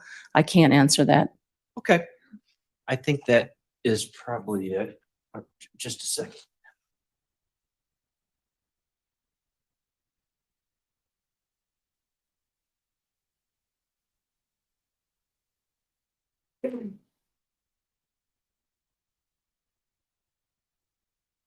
As one of your, who were the standards you were using? You had Letecia Stauch. Yes. Gannon. Yes. Gannon's father. Yes. Gannon's mother. Correct. Gannon's sister, Lena. No, I did not have that standard. You didn't have Lena? No. Okay. Did you have a Harley Hunt? No. Who, do you know who Harley Hunt was? No. You didn't know that that was Leticia's daughter that was living in the house? No. Okay. That's all I have. Thank you. Redirect. No, thank you. Do any of the jurors have any questions for Ms. Minogue? Doesn't look like it. All right. Ladies and gentlemen, Ms. Minogue, you can go ahead and step down. I'm thank sorry, you. ma'am. That's right.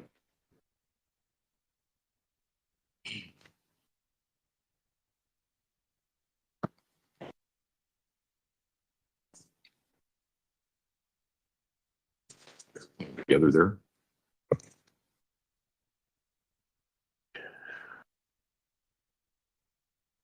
All right, ladies and gentlemen, we are again in the same position that we were earlier today, and that is that we do not have any other witnesses to fill the day. We anticipate, however, that the witnesses will be here tomorrow. They are traveling.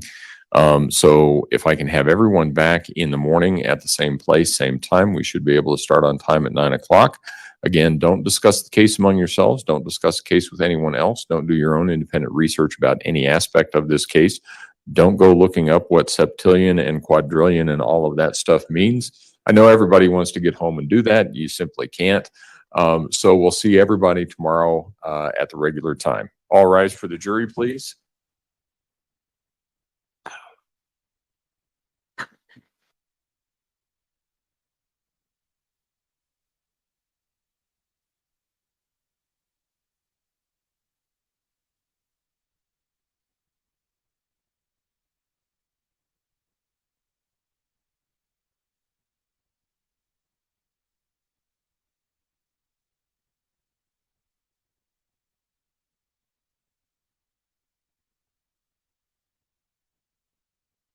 Thank you. You may all be seated. Record should reflect the jury has left the courtroom.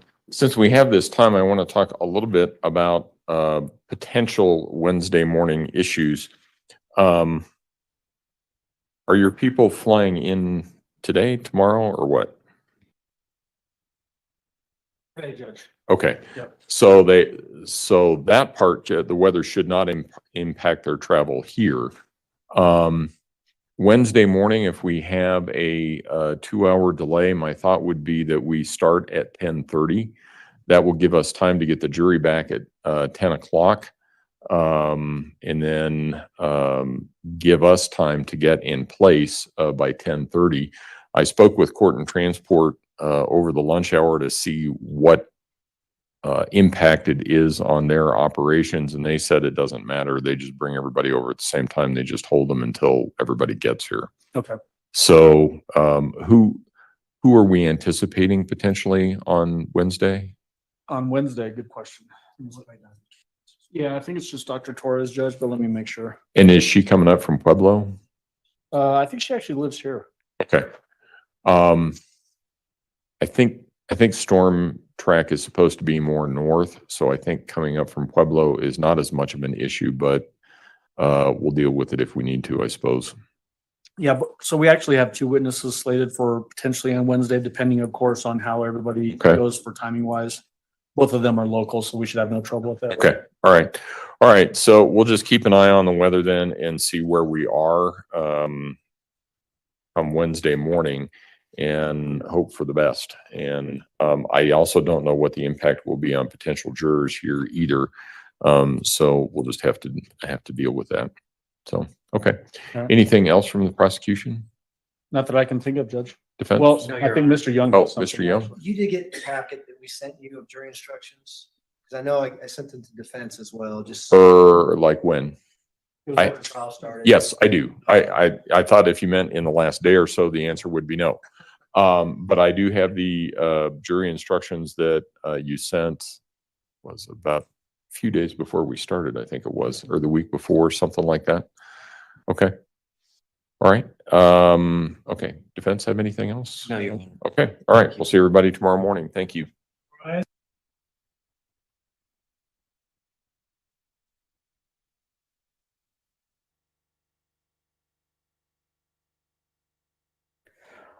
Wow. They're wrapping up quick. Really quick. I mean, for a trial like this magnitude, to go through witnesses so fast. Mermaid said, "Who's getting married?" My son. My son's getting married. OG, come here. I cannot believe the way that they're going through witnesses over and over. But like I said in one of the breaks earlier today, it's because the defense is not asking any questions. So when the defense comes in, they're going to put up Dr. Dorothy Lewis, and she has to prove that Letecia is insane. Or as she said, insane at the time of the murder. Come here, OJ. And that's how it's going to go down. But they have to prove that she was insane at the time of the murder. She's already admitted the murder. She's already admitted that. So we're good there. Did she admit 18 stabbings and 3 gunshot wounds? No, she won't admit that. OJ, quit. Come on. For the love of Christ, quit. I don't know how this is going to shake out, honestly. Sources, they found a body off a Hawkins County road. Yeah, it's a 30-year-old man, too. So that's what's happening right now. The body they found in Hawkins County is a grown man. Court case said, I'd be annoyed if my lawyer couldn't pronounce my name. And that is a true story right there. That's true. It's true. You know, sometimes defense attorneys just kind of show up and put up. Lydia said, I'd go to my grave not admitting I did that to a little child. And that's the truth.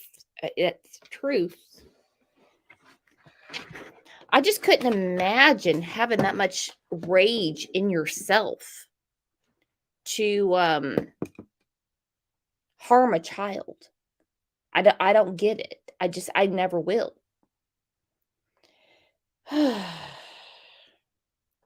Pale says her DNA mixed with Gannon's. It actually is, because she had cuts across her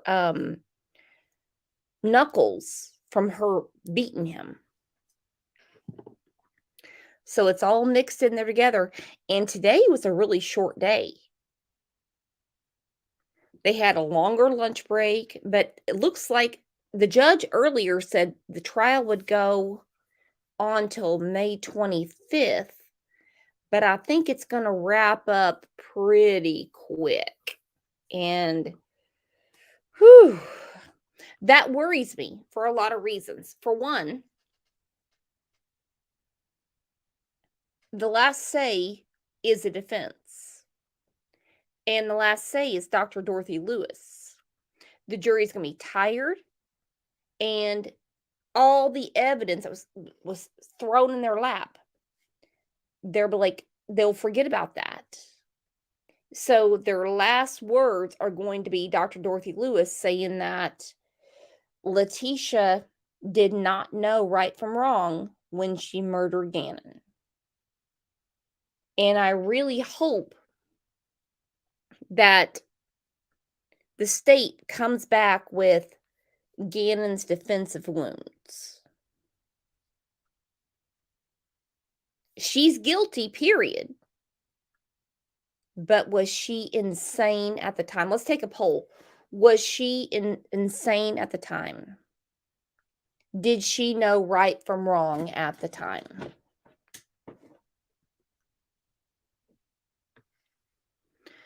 Pale said, who's the one that T had helping her clean up the blood? Lena. 8-year-old Lena.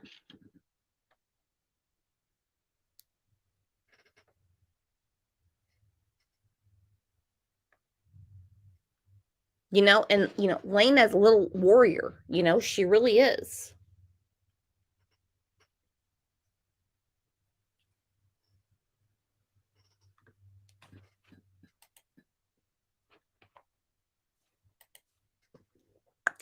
Mick said, yes, she knew what she was doing. Sadie said, yes, she knew right from wrong. That is why she was clean and hiding shit. Exactly. Bonafides, I don't think she is because of Al. I think she did totally 100% get back at Gannon's mom. Wow. Imagine having an 8-year-old clean up the blood from their brother's murder. Lena's going to have a very powerful testimony. A big one. Lena was the first witness. Not on this trial, but the first one to speak out. 8-year-old Lena.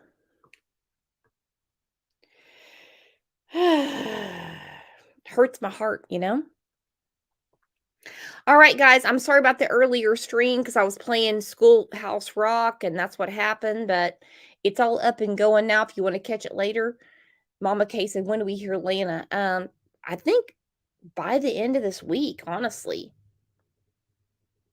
She's precocious. She really wants to talk.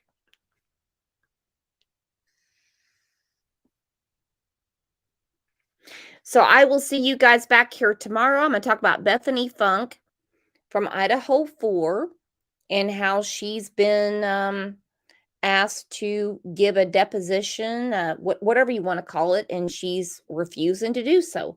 I will never understand why when people can do the greater good, they refuse to. I'll never get it.